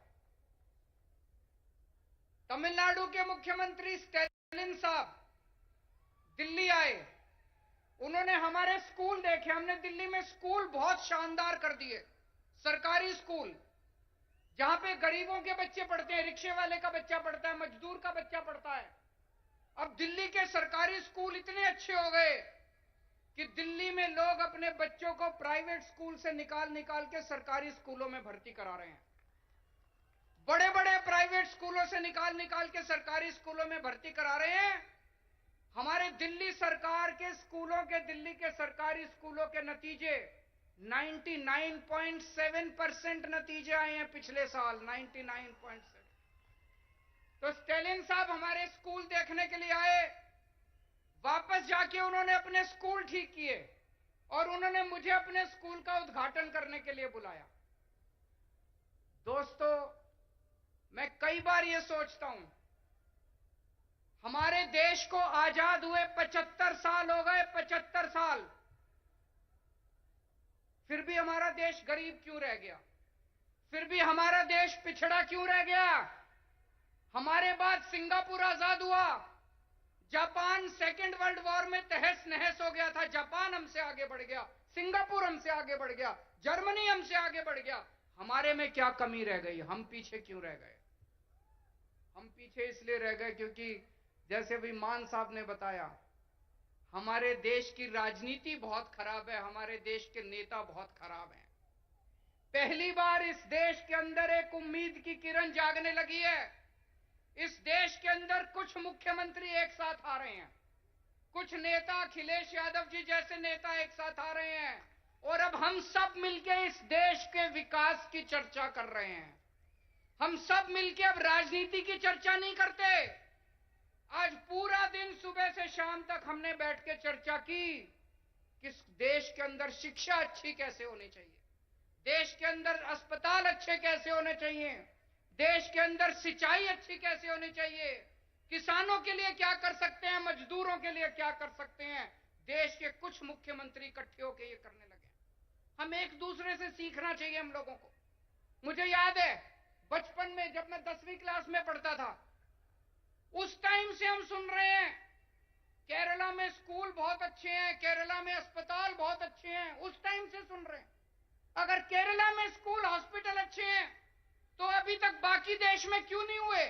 अभी तक हो जाने चाहिए थे बाकी देश में भी, क्यों नहीं हुए अभी तक बाकी देश में? हम सारे आपस में लड़ते रहते हैं, हम सारे पार्टियां आपस में लड़ते रहते हैं, सारे नेता आपस में लड़ते रहते हैं। आज मुझे बड़े दुख के साथ कहना पड़ रहा है, अभी अभी कई सारे वक्ताओं ने कहा तमिलनाडु का गवर्नर तमिलनाडु की सरकार को तंग कर रहा है, तेलंगाना का गवर्नर राव साहब को तंग कर रहा है, दिल्ली का गवर्नर मेरे को तंग कर रहा है, पंजाब का गवर्नर मान साहब को तंग कर रहा है। ये गवर्नर तंग नहीं कर रहे, मोदी साहब तंग कर रहे हैं। गवर्नर तंग नहीं कर रहे, गवर्नर को बेचारे को क्या लेना देना। गवर्नर को तो बड़ा सा बंगला मिल गया, आलीशान गाड़ी मिल गई, एयर कंडीशन माहौल मिल गया, नौकरी मिल गई, 5 साल ऐश करने के लिए आता है गवर्नर। गवर्नर को क्या लेना देना। दिल्ली से फोन आता है, राव साहब को काम मत करने दो, अड़चन अड़ाओ, आता है कि नहीं आता है? दिल्ली से फोन आता है, भगवंत मान को काम मत करने दो, अड़चन अड़ाओ। मोदी साहब का फोन आता है, केजरीवाल को काम मत करने दो, अड़चन अड़ाओ। जिस देश का प्रधानमंत्री 24 घंटे बैठ के ये सोचता है कि मेरे को अब इसको तंग करना है, मेरे को अब उसको तंग करना है, वो देश तरक्की कैसे करेगा दोस्त? आप में से कौन कौन बेरोजगार है, जरा हाथ खड़े करें। जो बेरोजगार है, जो अनएम्प्लॉयड है। मुझे लगता है मेरी भाषा शायद समझ नहीं आ रही है, अनएम्प्लॉयड तो बहुत लोग हैं। आज देश का एक एक युवा बेरोजगारी से त्रस्त है। हमारे प्रधानमंत्री को बेरोजगारी से कोई लेना देना नहीं है। वो 24 घंटे बैठ के ये सोचते हैं मैं किस मुख्यमंत्री को तंग करूं, किसके ऊपर मैं सीबीआई छोड़ूं, किसके ऊपर मैं इनकम टैक्स की रेड डलवाऊं, किसके पीछे मैं ईडी छोड़ूं। आज पूरे देश के अंदर इतनी महंगाई हो गई है, एक आम आदमी को अपना घर चलाना मुश्किल होता जा रहा है, अपने बच्चे पालने मुश्किल होते जा रहे हैं। लेकिन देश के प्रधानमंत्री को महंगाई की, बेरोजगारी की कोई चिंता नहीं है। वो ये सोचते हैं आज मैं किसके एमएलए खरीदूं, इस पार्टी के एमएलए खरीदूं, इस सरकार को गिराऊं। ऐसे तो देश तरक्की नहीं कर सकता दोस्तों। 2014 में आप लोगों ने पूरे देश के लोगों ने बड़ी उम्मीद के साथ इन लोगों को भारी बहुमत दिया था, और एक एक बार नहीं, 2-2 बार आप लोगों ने इनको बहुमत देके जिताया। लेकिन अब देश बदलाव मांग रहा है। लोगों को पता चल गया कि ये लोग देश बदलने के लिए नहीं आए, ये केवल और केवल देश बर्बाद करने के लिए आए हैं। 2024 का चुनाव आपके लिए एक मौका है।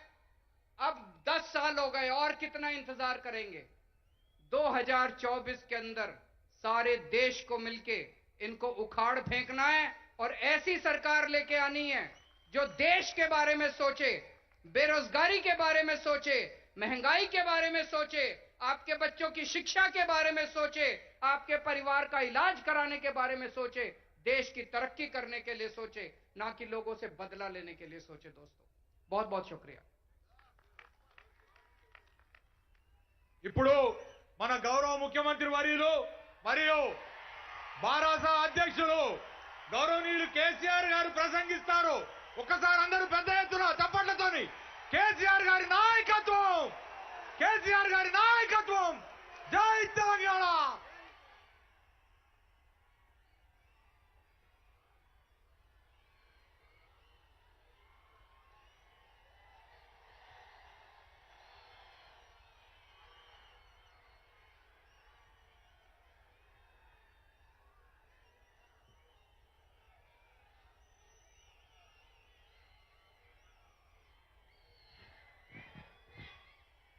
గౌరవనీయులు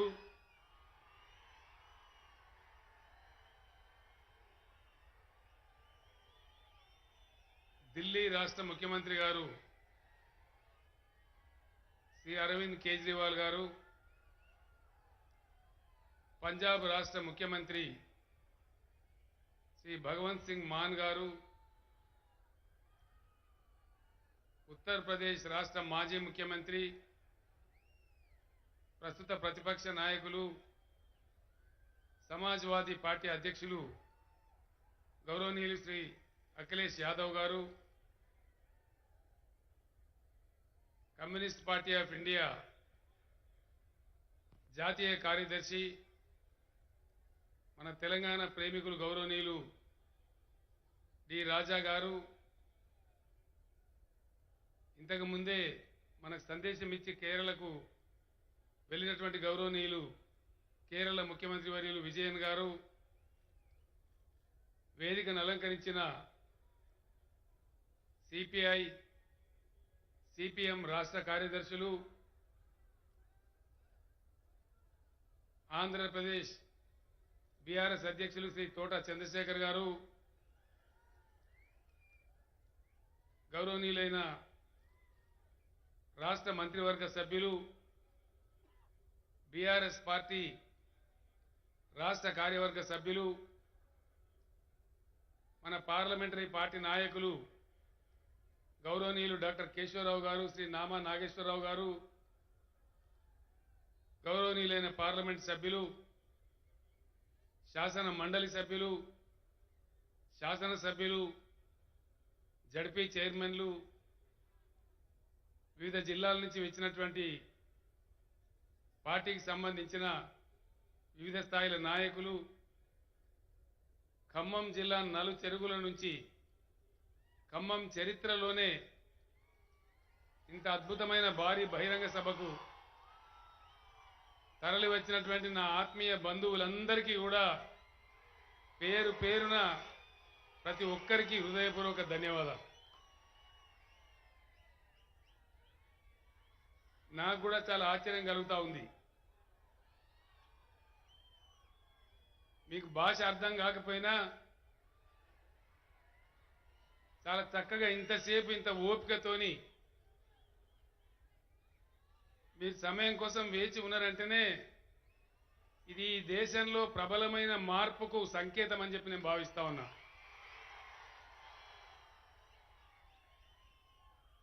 మన బీఆర్ఎస్ సంగతి, నా సంగతి నేను తర్వాత చెప్తాను,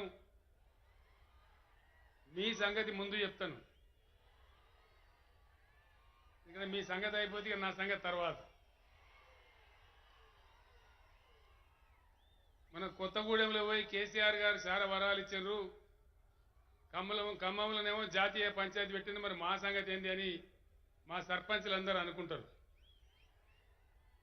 మన ఖమ్మం జిల్లాలో ఇప్పుడు 589 గ్రామ పంచాయతీలు ఉన్నాయి. ప్రతి గ్రామ పంచాయతీ కూడా ముఖ్యమంత్రి ప్రత్యేక నిధి నుంచి 10 లక్షల రూపాయలు ప్రత్యేకంగా నేను మంజూరు చేస్తా ఉన్నాను, మనవి చేస్తా ఉన్నాను. అదేవిధంగా ఖమ్మం రూరల్లో ఉన్నటువంటి పెద్ద తాండా కానీ, కల్లూరు కానీ, ఏదులాపురం కానీ, తల్లాడ కానీ, నేలకొండపల్లి కానీ 10,000 జనాభాకు మించి ఉండి ఇవి మున్సిపాలిటీలు కాకుండా ఉన్నాయి, మేజర్ గ్రామ పంచాయతీలుగా. వీటికి కూడా తలా 10 కోట్ల రూపాయలు మంజూరు చేస్తా ఉన్నాం. వీటి అభివృద్ధి కూడా మన ముఖ్యమంత్రి నేను మనవి చేస్తా ఉన్నాను. ఖమ్మం మున్సిపాలిటీని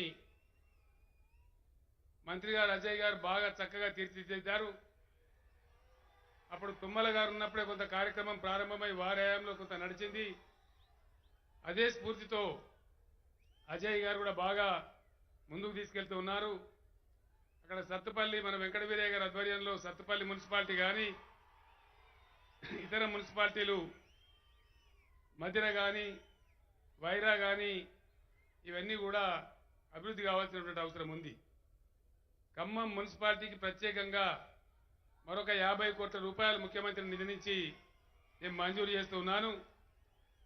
ఇక్కడ అజయ్ గారు నాకు పదే పదే చెప్తా ఉన్నారు, మునేరు నది మీద చాలా పాత బ్రిడ్జి ఉంది, దాన్ని రిప్లేస్ చేసి వెంటనే కొత్త బ్రిడ్జి నిర్మాణం కావాలని కోరుతూ ఉన్నారు.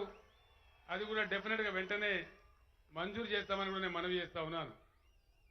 అదేవిధంగా ఇతర మున్సిపాలిటీలకు కూడా మధిర కావచ్చు, వైరా కావచ్చు, సత్తుపల్లి కావచ్చు, వీటికి కూడా తలా 30 కోట్ల రూపాయలు ప్రత్యేక నిధి నుంచి మంజూరు చేస్తాం. అక్కడ కూడా మంచి అభివృద్ధి కార్యక్రమాలు చేపట్టాలని నేను కోరుతూ ఉన్నాను. ఖమ్మంలో ప్రభుత్వ ఇంజనీరింగ్ కళాశాల కావాలని కూడా నాయకులందరూ అడుగుతా ఉన్నారు, మంత్రి గారు కూడా అడుగుతా ఉన్నారు. తప్పకుండా మన జేఎన్టీయూ ఆధ్వర్యంలో గవర్నమెంట్ ఇంజనీరింగ్ కాలేజీని కూడా కొత్త కోర్సులతోని ఖమ్మానికి మంజూరు చేస్తామని నేను మనవి చేస్తా ఉన్నా. ఇది మీ సంగతి అయిపోయింది. ఇంకేమైనా ఉందా?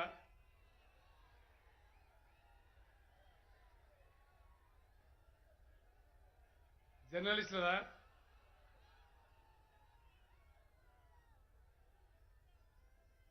మీడియా ఆఫీస్ లేదా? జర్నలిస్టులకు ఇళ్ల స్థలాలు నేను జిల్లా అధికారులకు, జిల్లా మంత్రి గారికి, ప్రత్యేకించి ఆర్థిక మంత్రి హరీష్ రావు గారికి మనవి చేస్తా ఉన్నా. ఖమ్మంలో హెడ్ క్వార్టర్లో ఎంతమంది అయితే జర్నలిస్టులు ఉన్నారో ఆర్థిక మంత్రి గారిని, ఎందుకంటే నేను ప్రత్యేకించి కోరుతున్నది, ఇది చాలా చైతన్యవంతమైన జిల్లా కేంద్రం.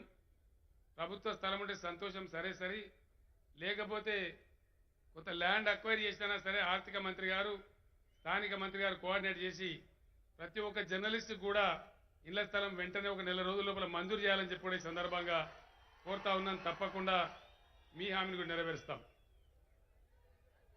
జర్నలిస్టులలో ఫోటో జర్నలిస్టులు కూడా ఉంటారు, కెమెరా జర్నలిస్టులు ఉంటారు. వాళ్ళని చిన్నచూపు చూడొద్దండి, వాళ్ళకు కూడా ఇవ్వాలని మనవి చేస్తా ఉన్నా. అందరినీ కూడా కవర్ చేయాలి. ఇప్పుడు ఇక దేశం సంగతి, బీఆర్ఎస్ సంగతి. ఒక విచిత్రమైనటువంటి పరిస్థితి. దయచేసి మన బాబు లొల్లిపెట్టదా ప్లీజ్.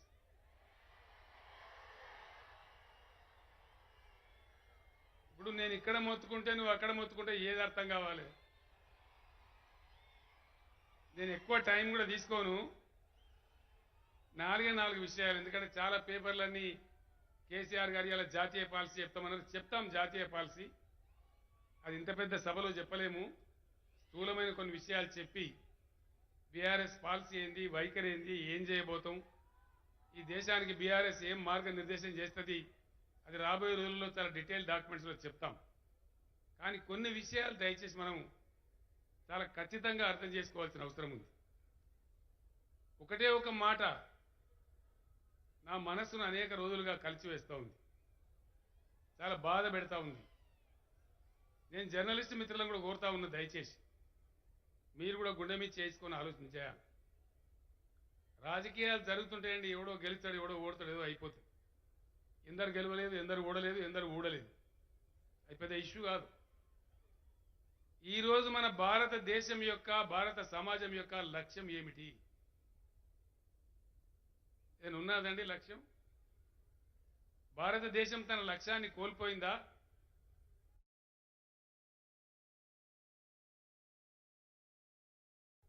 దారి తప్పిందా? బిత్తరపోయి గత్తర పడుతున్నదా? ఏం జరుగుతా ఉంది ఈ దేశంలో? ఇది నా అంతరాత్మ నన్ను అనేక రోజులుగా కలిసి వేస్తూ ఉన్నది. దయచేసి మనందరం కూడా చాలా సీరియస్గా ఆలోచించాల్సిన విషయం. ఎందుకంటే ఒకటే ఒక మాట నేను మన కొత్తగూడెంలో కూడా చెప్పినాను, మళ్ళీ ఈరోజు రిపీట్ చేస్తా ఉన్నా. దేశంలో ఎవరిని అడుక్కునే అవసరం లేనటువంటి ఏ ప్రపంచ బ్యాంకు అప్పు తీసుకునే అవసరం లేనటువంటి, ఏ అమెరికా కాళ్ళు మొక్కాల్సిన అవసరం లేనటువంటి, ఏ విదేశీయుల సహాయం అవసరం లేనటువంటి సహజ సంపద ఈ దేశ ప్రజల సొత్తు. లక్షల కోట్ల రూపాయల ఆస్తి ఉంది. ఏమైతా ఉంది ఇది? లేకపోతే భిక్షమెత్తుకుంటే పర్వాలేదు, ఉండి కూడా మనం ఎందుకు యాచకులం కావాలి? దయచేసి అందరూ కూడా, నేను గౌరవ ఎమ్మెల్యేలతో ప్రతిసారి చెప్తా ఉన్నా, శాసనసభాపక్ష సమావేశాలలో, పార్లమెంటు సమావేశాలలో అనేక పర్యాయాలు చెప్తా ఉన్నా, అమెరికా మనకంటే 2.5 రెట్లు పెద్దగా ఉంటుంది, కానీ వానికి ఉన్న వ్యవసాయ భూమి 29%. చైనా మనకంటే 1.5 రెట్లు పెద్దగా ఉంటుంది, వాళ్ళకున్న వ్యవసాయ భూమి 16% మాత్రమే. మొత్తం భారత భూభాగం ఎకరాలలో కనుక కొలిస్తే 83 కోట్ల ఎకరాలు మన భారతదేశ భూభాగం. ఇందులో సరాసరి సగం 41 కోట్ల ఎకరాలు 50% సాగుకు అనుకూలమైన భూమి ఉంది. అపారమైన జల సంపద ఈ దేశంలో కురిసే వర్షపాతం 1,40,000 టీఎంసీలు, 4,000 billion cubic metres. 4,000 billion cubic metres అంటే ఇంటూ 35, 1,40,000 టీఎంసీల వర్షపాతం కురుస్తుంది. అందులో 70% ఆవిరైపోతుంది. అంటే రమారమి 70,000 టీఎంసీలు ఆవిరైపోతే మనం ఉపయోగించుకోగలిగే నీరు పుష్కలంగా 70,000-75,000 టీఎంసీల నీరు ఉంది. భూమి ఉంది, నీరు ఉంది, అద్భుతమైనటువంటి సోలార్ ఇన్సిడెన్స్, పంటలు పండడానికి అవసరమైనటువంటి సూర్యరశ్మి, సూర్యకాంతి అద్భుతంగా కలిగి ఉన్న దేశం. సముద్ర తీర ప్రాంతాలలో ఉండే హ్యూమిడ్ వెదర్ కావచ్చు, ల్యాండ్ లాక్డ్ అంటే భూమి తీరం లేకుండా ఉన్న తెలంగాణ, మధ్యప్రదేశ్, ఉత్తరప్రదేశ్, ఢిల్లీ లాంటి రాష్ట్రాలు కావచ్చు, పంజాబ్, హిమాచల్, కాశ్మీర్ లాంటి శీతల రాష్ట్రాలు కావచ్చు, 3 డిఫరెంట్ అద్భుతమైనటువంటి ఆగ్రో క్లైమేటిక్ జోన్స్ ఉన్నవి. ఇండియాలో యాపిల్ కూడా పండుద్ది, మామిడికాయలు కూడా పండుద్ది. ఇది ఇతర దేశాలలో ఉండదు. ఇందాకనే పెద్దలందరూ కూడా సహచర ముఖ్యమంత్రులు చెప్పిన విధంగా కష్టించి పనిచేసే జాతి రత్నాలు 139 కోట్ల జనాభా ఉంది. ఇన్ని కలిగి పిజ్జాలు, మెక్డొనాల్డ్ బర్గర్లా మనం తినేటి. ప్రపంచానికే అద్భుతమైన ఫుడ్ చైన్ పెట్టి, అద్భుతమైన పంటలు పండించి, సాగునీళ్ళని పైకి తెచ్చి, దాని కనెక్టెడ్గా ఫుడ్ ప్రాసెసింగ్ ఇండస్ట్రీ పెట్టి, అందులో కోట్ల మందికి ఉద్యోగాలు కల్పించి, బెస్ట్ ఫుడ్ చైన్ ఆఫ్ వరల్డ్గా ఉండాల్సినటువంటి ఇండియా ఇలా కెనడా నుంచి కందిపప్పు దిగుమతి చేసుకుంటుందా? ఇంతకన్నా సిగ్గుచేటు ఇంకేమైనా ఉంటుందా? 1,00,000 కోట్ల రూపాయల విలువైనటువంటి పామ్ ఆయిల్ను దిగుమతి చేసుకుంటామా? ఇది నిజం కాదా? ఇది మన అబద్ధమా? స్టోరీయా? నేను చెప్తున్న టీఎంసీల లెక్క నాది కాదు, కేంద్ర ప్రభుత్వం, central water commission of India చెప్పే లెక్క. ఇది ఆషామాషి వ్యవహారం కాదు. దయచేసి జర్నలిస్ట్ మిత్రులతో నేను కోరుతాను, దీన్ని చర్చ పెట్టండి దయచేసి, ప్లీజ్, ఫర్ గాడ్స్ సేక్. 70,000 టీఎంసీల నీళ్ళు అందుబాటులో ఉంటే ఈ రోజుకు దేశం ఎత్తుకొని వాడుకుంటున్నది కేవలం నికరంగా 19,000, 20,000 టీఎంసీలు మాత్రమే. 75 సంవత్సరాల స్వతంత్రం తర్వాత కోట్లాది మందికి ఈరోజు కూడా విషపు మంచినీళ్ళ గతి. ఎవరు దీనికి బాధ్యులు? ఎవరు ఈ పాపాత్ములు? అందుకే నేను అడిగింది, దేశానికి ఒక లక్ష్యం ఉందా? భారతదేశానికి మన లక్ష్యం కోల్పోయినాం. మనం స్వాతంత్రం వచ్చిన తొలినాళ్లలో చేసిన కొన్ని ప్రణాళికలు, కట్టిన కొన్ని ప్రాజెక్టులు తప్ప తర్వాత అతిగతి లేదు. ట్రిబ్యునల్ వేస్తారండి. ఒక ఉదాహరణ చెప్తున్నాను. మన రాష్ట్రంలోనే కృష్ణా జలాల వివాదం మీద బ్రజేష్ కుమార్ ట్రిబ్యునల్ వేసినారు. 19 ఏళ్ళు గడిచిపోయి 20వ సంవత్సరం పడ్డది. హరి లేదు, శివ లేదు. ఆ జడ్జి ముసలివాడు 4 తీసుకొచ్చి కుర్చీలో కూర్చోబెడతారు. ఆయన ఎప్పుడు హరి అంటాడో మనకు తెలియదు. 20 ఏళ్ళు దాటుతుంటే ట్రిబ్యునల్ ఉలుకు పలుకు లేకపోతే ఆయన తీర్పు చెప్పేది ఎప్పుడు? ఆ తర్వాత దాని మీద ఉన్న మగవాళ్ళు మళ్ళీ గ్రీన్ ట్రిబ్యునల్, ఈ ట్రిబ్యునల్, ఆ ట్రిబ్యునల్ వాళ్ళు క్లియర్ చేసేది ఎప్పుడు? తర్వాత డిజైన్లు అయ్యేది ఎప్పుడు? నిధులు సమకూరేది ఎప్పుడు? ప్రాజెక్టులు కట్టేది ఎప్పుడు? ప్రజలకు సాగునీళ్లు తాగునీళ్లు వచ్చేది ఎప్పుడు? దీనికి ఏమన్నా అమెరికా నడుకోవన్నా, అంతర్జాతీయ రాజనీతి కావన్నా, ప్రపంచ బ్యాంకు దగ్గర చిప్పబట్టుకోవన్నా ఏది అవసరం లేదే. అవసరం లేదు కదా. ఇది ఫ్యాక్ట్ కదా. ఇది శాత కాదు, మంచినీళ్ళు ఇయ్యే శాత కాదు. నదులలో వారి నీళ్లు సముద్రానికి పోతుంటే నోళ్ళల్లో పెట్టుకొని కూర్చొని కహానీలు చెప్పి కథలు చెప్పి. ఇంకొక మాటనండి, ఎక్కడ ప్రజలను గోల్మాలు దింపుతున్నారు, ఎక్కడ మనం మోసపోతున్నాం. జింబాబ్వే అనే ఒక చిన్న దేశంలో 6533 టీఎంసీల రిజర్వాయర్ ఉంది. జింబాబ్వేలో జాంబేజీ నది మీద, మా జర్నలిస్టులు రాయాలి దయచేసి. రష్యాలో అంగారా నది మీద 5968 టీఎంసీల ప్రాజెక్టు ఉంది.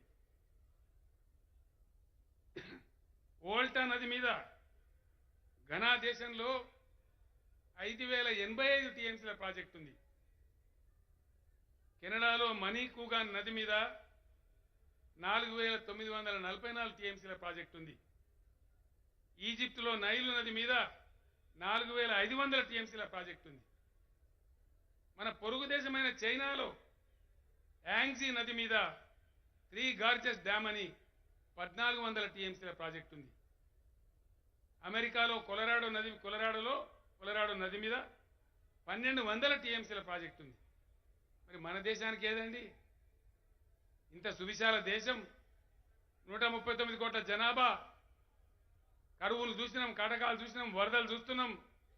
ఏది ఒకటి కూడా వద్దాం మన ముఖానికి? మనం నోసుకోలేదా? మంచినీళ్ళకి బాధపడన్నా? నేను ఒక్కటే ప్రశ్న ఈ దేశాన్ని అడుగుతా ఉన్నా ఈ ఖమ్మం సభ ద్వారా. ఈ నీళ్ళన్నీ సరి అయిన పరిపాలన వచ్చి నదుల నీళ్లు భూమి మీదకి మళ్ళీ ప్రజల దాహం, పొలాల దాహాన్ని తీర్చానా? మనం సన్నాసులాగా ఇట్లే ఉండన్నా? దయచేసి దేశం ఆలోచించాలని చెప్పి నేను కోరుతా ఉన్నా.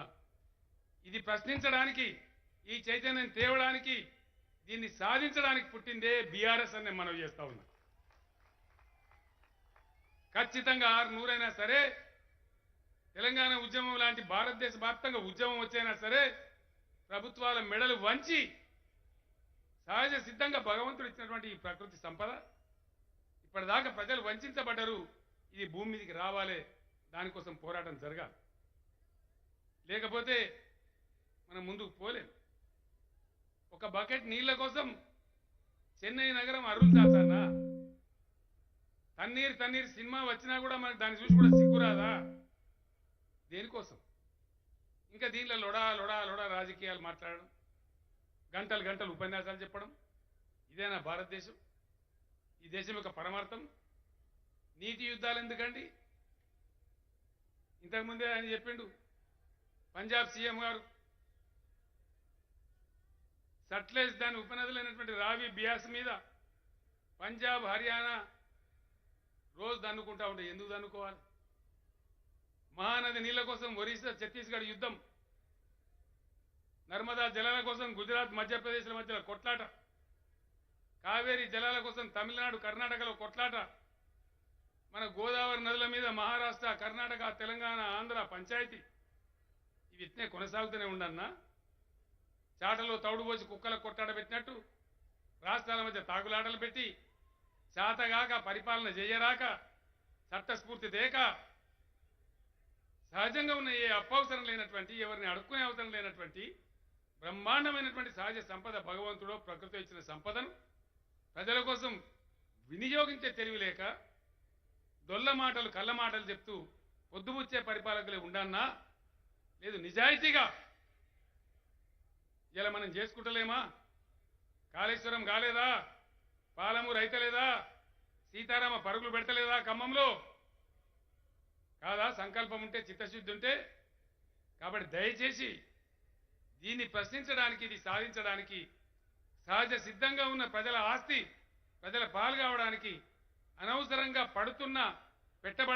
పెడుతున్న కష్టాలను ఈ భారత జాతిని విముక్తి చేయడం కోసం పుట్టిందే బీఆర్ఎస్. వేరే ఉద్దేశం లేదని చెప్పి నేను మనవి చేస్తా ఉన్నా. ఈ దుర్మార్గానికి ఎవరండి కారణభూతులు? దొందే కాంగ్రెస్ బీజేపీ. भैया हमने कर दिया, उन्होंने रोक दिया. भैया हमने कर दिया, इन्होंने रोक दिया. కాంగ్రెస్ ఉంటే బీజేపీని తిట్టడం, బీజేపీ ఉంటే కాంగ్రెస్ని తిట్టడం. ఈ తిట్ల పురాణమా మనకు కావాల్సింది? మన గొంతులు దడవాన్నా, మన పొలాలు దడవాన్నా, మన పొలాలు బండాన్నా? దయచేసి ఆలోచించాలని చెప్పి నేను కోరుతా ఉన్నా. అదేవిధంగా కరెంటుకి ఏమైందని నాకు అర్థం కాదు. ఈ దేశంలో అందుబాటులో ఉన్న కరెంటు 4,10,000 మెగావాట్లు. దేశం ఏ రోజు కూడా 2,10,000 మెగావాట్లకు మించి వాడలే.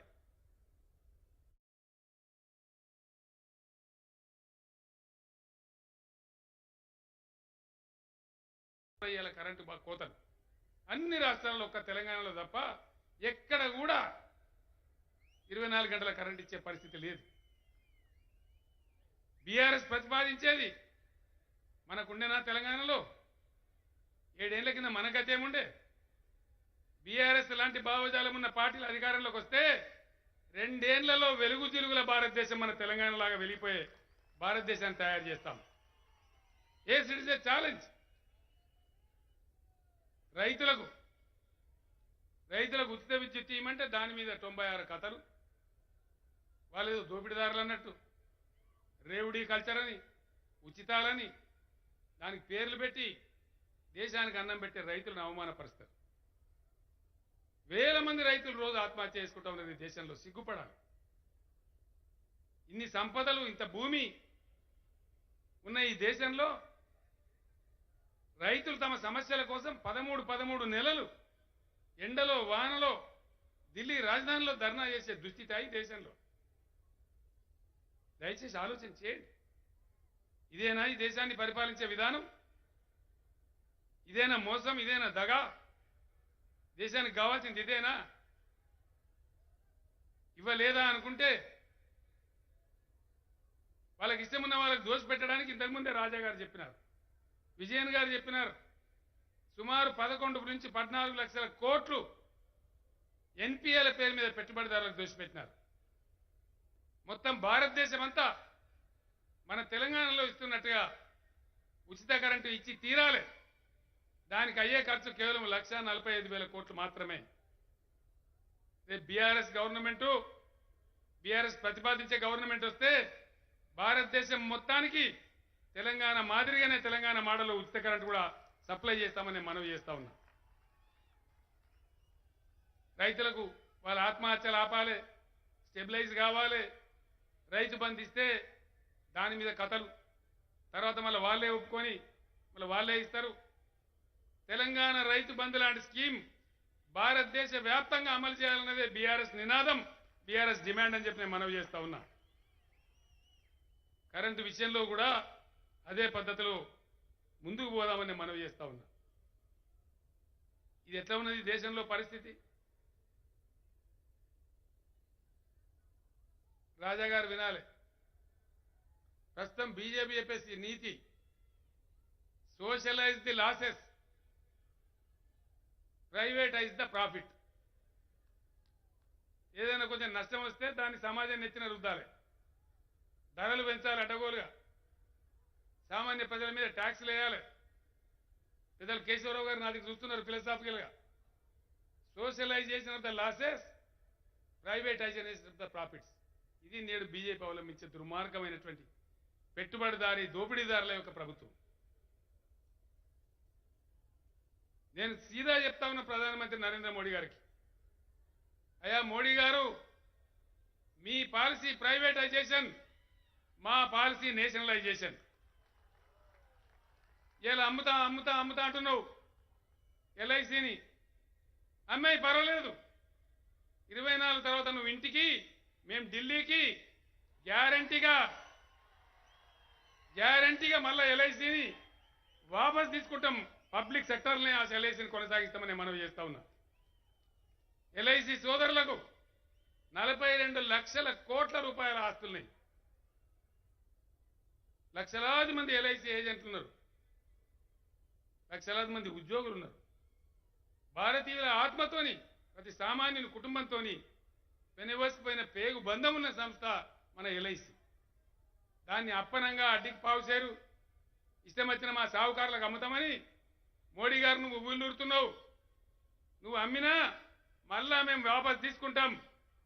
ఎల్ఐసి ఏజెంట్ మిత్రులారా, ఎల్ఐసి కార్మికులారా, సింహాల్లాగా గర్జించండి, పిడికిలెత్తండి, బీఆర్ఎస్ను బలపరచండి, ముందుకు పోదాం, మన ఎల్ఐసిని రక్షించుకుందామని మనవి చేస్తా ఉన్నా. అదేవిధంగా కరెంటు స్వాతంత్రం వచ్చిన నాటి నుంచి నేటి దాకా అనేక లక్షల కోట్ల రూపాయల జెన్కోలు, ట్రాన్స్కోల ఆస్తులు, మన కళ్ళ ముందర కనబడే స్తంభాలు, స్టేషన్లు, మన కేటీపీఎస్ లాంటి సంస్థలు లక్షల కోట్ల రూపాయల విలువ చేసి ఉన్నాయి. అవన్నీ ప్రజల ఆస్తులు. వాటిని అప్పనంగా లాసేదో చూపించి సావుకారులకు అప్పచెప్పి ప్రజల ముక్కు విండేటట్టు దాన్ని కూడా ప్రైవేట్ చేసి అప్పనంగా అమ్ముతామంటున్నారు. భారతదేశం లాంటి పెద్ద దేశంలో కరెంటు అతి ముఖ్యమైనటువంటి విషయం కాబట్టి, ప్రగతి సూచికలలో మొదటిది కాబట్టి కరెంటు రంగాన్ని ఖచ్చితంగా పబ్లిక్ సెక్టర్లోనే ఉంచబడుతుంది. అదే బీఆర్ఎస్ పాలసీ. దాన్నే డిమాండ్ చేస్తా ఉన్నాం. కరెంటు కార్మికులారా పిడికిలు బిగించండి అని నేను పిలిపిస్తా ఉన్నా. ఇక మాట్లాడమంటే రేకు డబ్బాల గులకరాలే చూపినట్టే లొడా లొడా లడా లడా. ఒక్క పని 75 సంవత్సరాల స్వతంత్ర భారతదేశంలో కడుపు నిండా నీళ్లున్నా మంచినీళ్ళు ఇయ్యలేని అసమర్థ పాలకులు కావన్నా ఇంకా చాలదా? మనకు సిగ్గు రావద్దా? దయచేసి ఆలోచించమని నేను కోరుతా ఉన్నా. మంచినీళ్ళు రావన్నా, సాగునీళ్ళు రావన్నా ఈ డబ్బా రేకుల లొడలొడ లడలడనే విందామా? దయచేసి ఆలోచన చేయండి.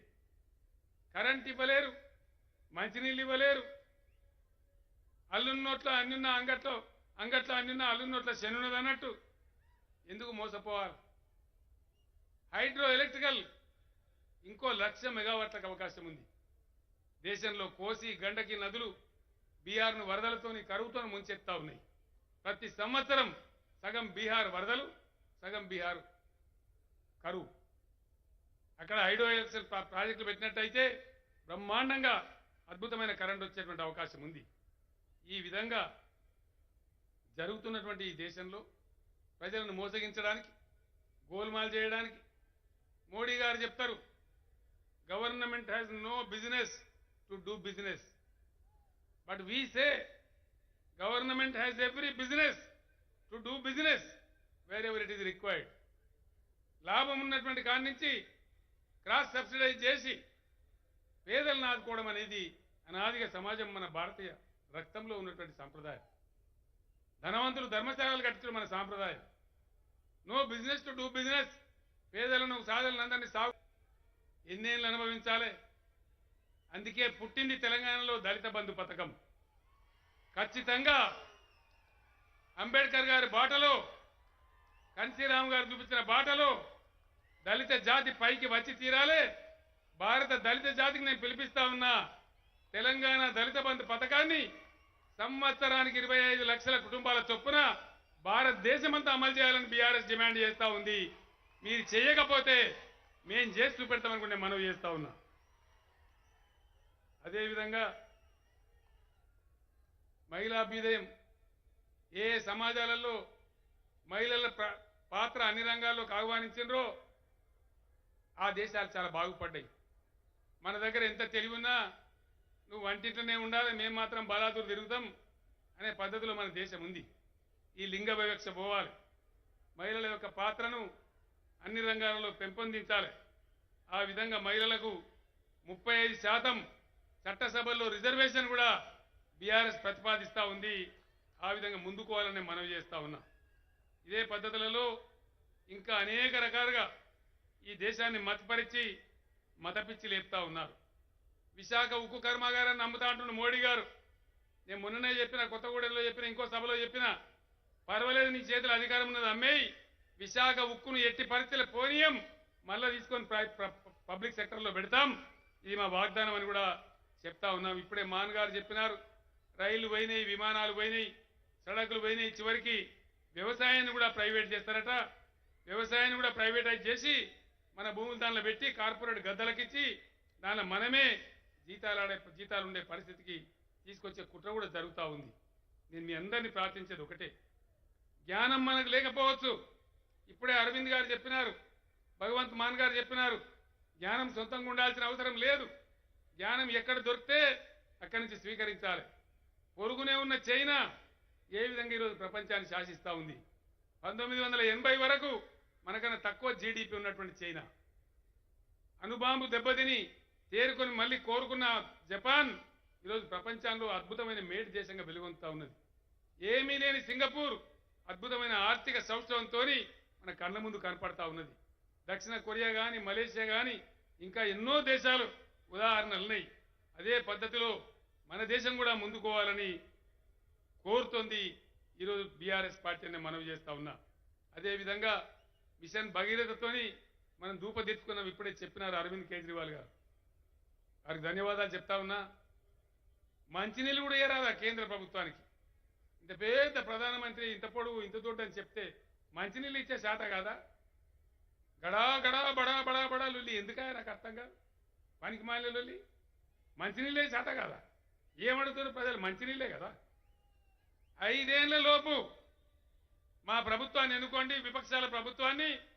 మిషన్ భగీరథ లాగానే ప్రతి ఇంటికి బ్రహ్మాండంగా నల్లాబెట్టి శుద్ధమైన మంచినీటి జలాలు దేశవ్యాప్తంగా అందించేదే బీఆర్ఎస్ పాలసీ అని కూడా ఈ సందర్భంగా నేను మనవి చేస్తా ఉన్నా. నిరుద్యోగ సమస్యను నివారించడానికి బ్రహ్మాండమైన ఐటీ పారిశ్రామిక రంగాన్ని కూడా ఆవిష్కరించే అవకాశం ఉంది.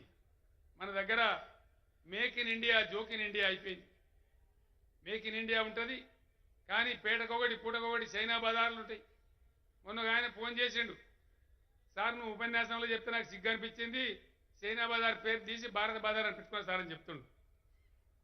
ఆ విధంగా అగ్నిపథ్ను కూడా రద్దు చేస్తాం తప్పకుండా. సైన్యంలో జరిగే నియామకాలు ఒక పద్ధతి ఉండాలి, సైన్యానికి ఒక సిస్టమ్ ఉండాలి. దానిలో కూడా ఏలు పెట్టి తెలివి తక్కువ విధానంతో అగ్నిపథ్ అనే పేరు పెట్టినారు. దాన్ని కూడా రేపు విపక్షాల ప్రభుత్వం రద్దు చేసి తీరుతుంది ఖచ్చితంగా. బీఆర్ఎస్ ఆధ్వర్యంలో పాత పద్ధతుల్ని కొనసాగిస్తామని నేను మనవి చేస్తా ఉన్నా. అదేవిధంగా పెద్దలందరూ కూడా చెప్పారు, ఏ రకంగా ప్రతిపక్షాలను వేధిస్తున్నారో, ఏ రకంగా తమ వైఫల్యాలను, తమ అసమర్థతను, తమ చేతగానితనాన్ని కప్పిపుచ్చుకోవడానికి ఈరోజు మత విద్వేష మంటలు లేపుతా ఉన్నారు. మతం మత్తులో యువతను చెడగొట్టే ప్రయత్నం చేస్తా ఉన్నారు.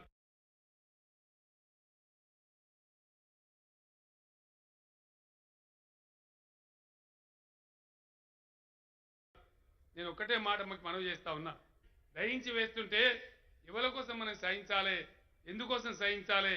కాబట్టి దయచేసి కర్షక వీరులకు, కరెంటు కార్మికులకు, మహిళా సోదరీమణులకు, దళిత బిడ్డలకు అందరికి కూడా నేను ఒక్కటే మనవి చేస్తా ఉన్నా, అందరం ఏకమైతే ఈ మూర్ఖుల అసమర్థుల పాలనను తొలగించడం కష్టం కాదు. ఒక ఉజ్వలమైనటువంటి భారతదేశాన్ని ఆవిష్కరింపజేసుకోవడం కోసమే బీఆర్ఎస్ ఆవిర్భవించింది. ఈరోజు ఇంతమంది పెద్దలు కేజ్రీవాల్ గారు, మాన్ గారు, విజయన్ గారు, డి రాజా గారు, అఖిలేష్ యాదవ్ గారు మన మధ్యకు వచ్చి మనకెంతో సంఘీభావాన్ని బలాన్ని ఇచ్చారు. రాబోయే రోజులలో, కొద్ది రోజులలోనే బీఆర్ఎస్ యొక్క టోటల్ పాలసీస్ కూడా బ్రహ్మాండంగా ప్రజల ముందు పెడతాం. దాని మీద రిటైర్డ్ ఐఏఎస్ అధికారులు, మాజీ సుప్రీంకోర్టు జడ్జీలు ఒక 150 మంది పనిచేస్తా ఉన్నారు. ఫైనల్ డ్రాఫ్టింగ్ జరుగుతూ ఉంది. అవన్నీ త్వరలోనే దేశం ముందు పెడతాం, చర్చకు పెడతాం. సిపిఐ, సిపిఎం లాంటి క్రియాశీల ప్రగతిశీల పార్టీలతో భారత దేశవ్యాప్తంగా బీఆర్ఎస్ కలిసి పనిచేస్తుంది. బ్రహ్మాండంగా ముందుకు పురోగమిస్తాం. అంతిమ విజయం మనదే, మనదే, మనదే. న్యాయం, ధర్మం ఎప్పుడు గెలిచి తీరుతుందని మనవి చేస్తూ, ఇంత పెద్ద ఎత్తున వచ్చి దీవించిన మీ అందరికీ కూడా ఎమ్మెల్యేలు కూర్చోవాలి. దయచేసి మనం హత్యలను గౌరవించాలి. మనదే అని మనవి చేస్తూ, ఇంత ఓపికతో ఇంత సమయం ఇచ్చి ఈ సభను విజయవంతం చేసిన ప్రతి ఒక్కరికి కూడా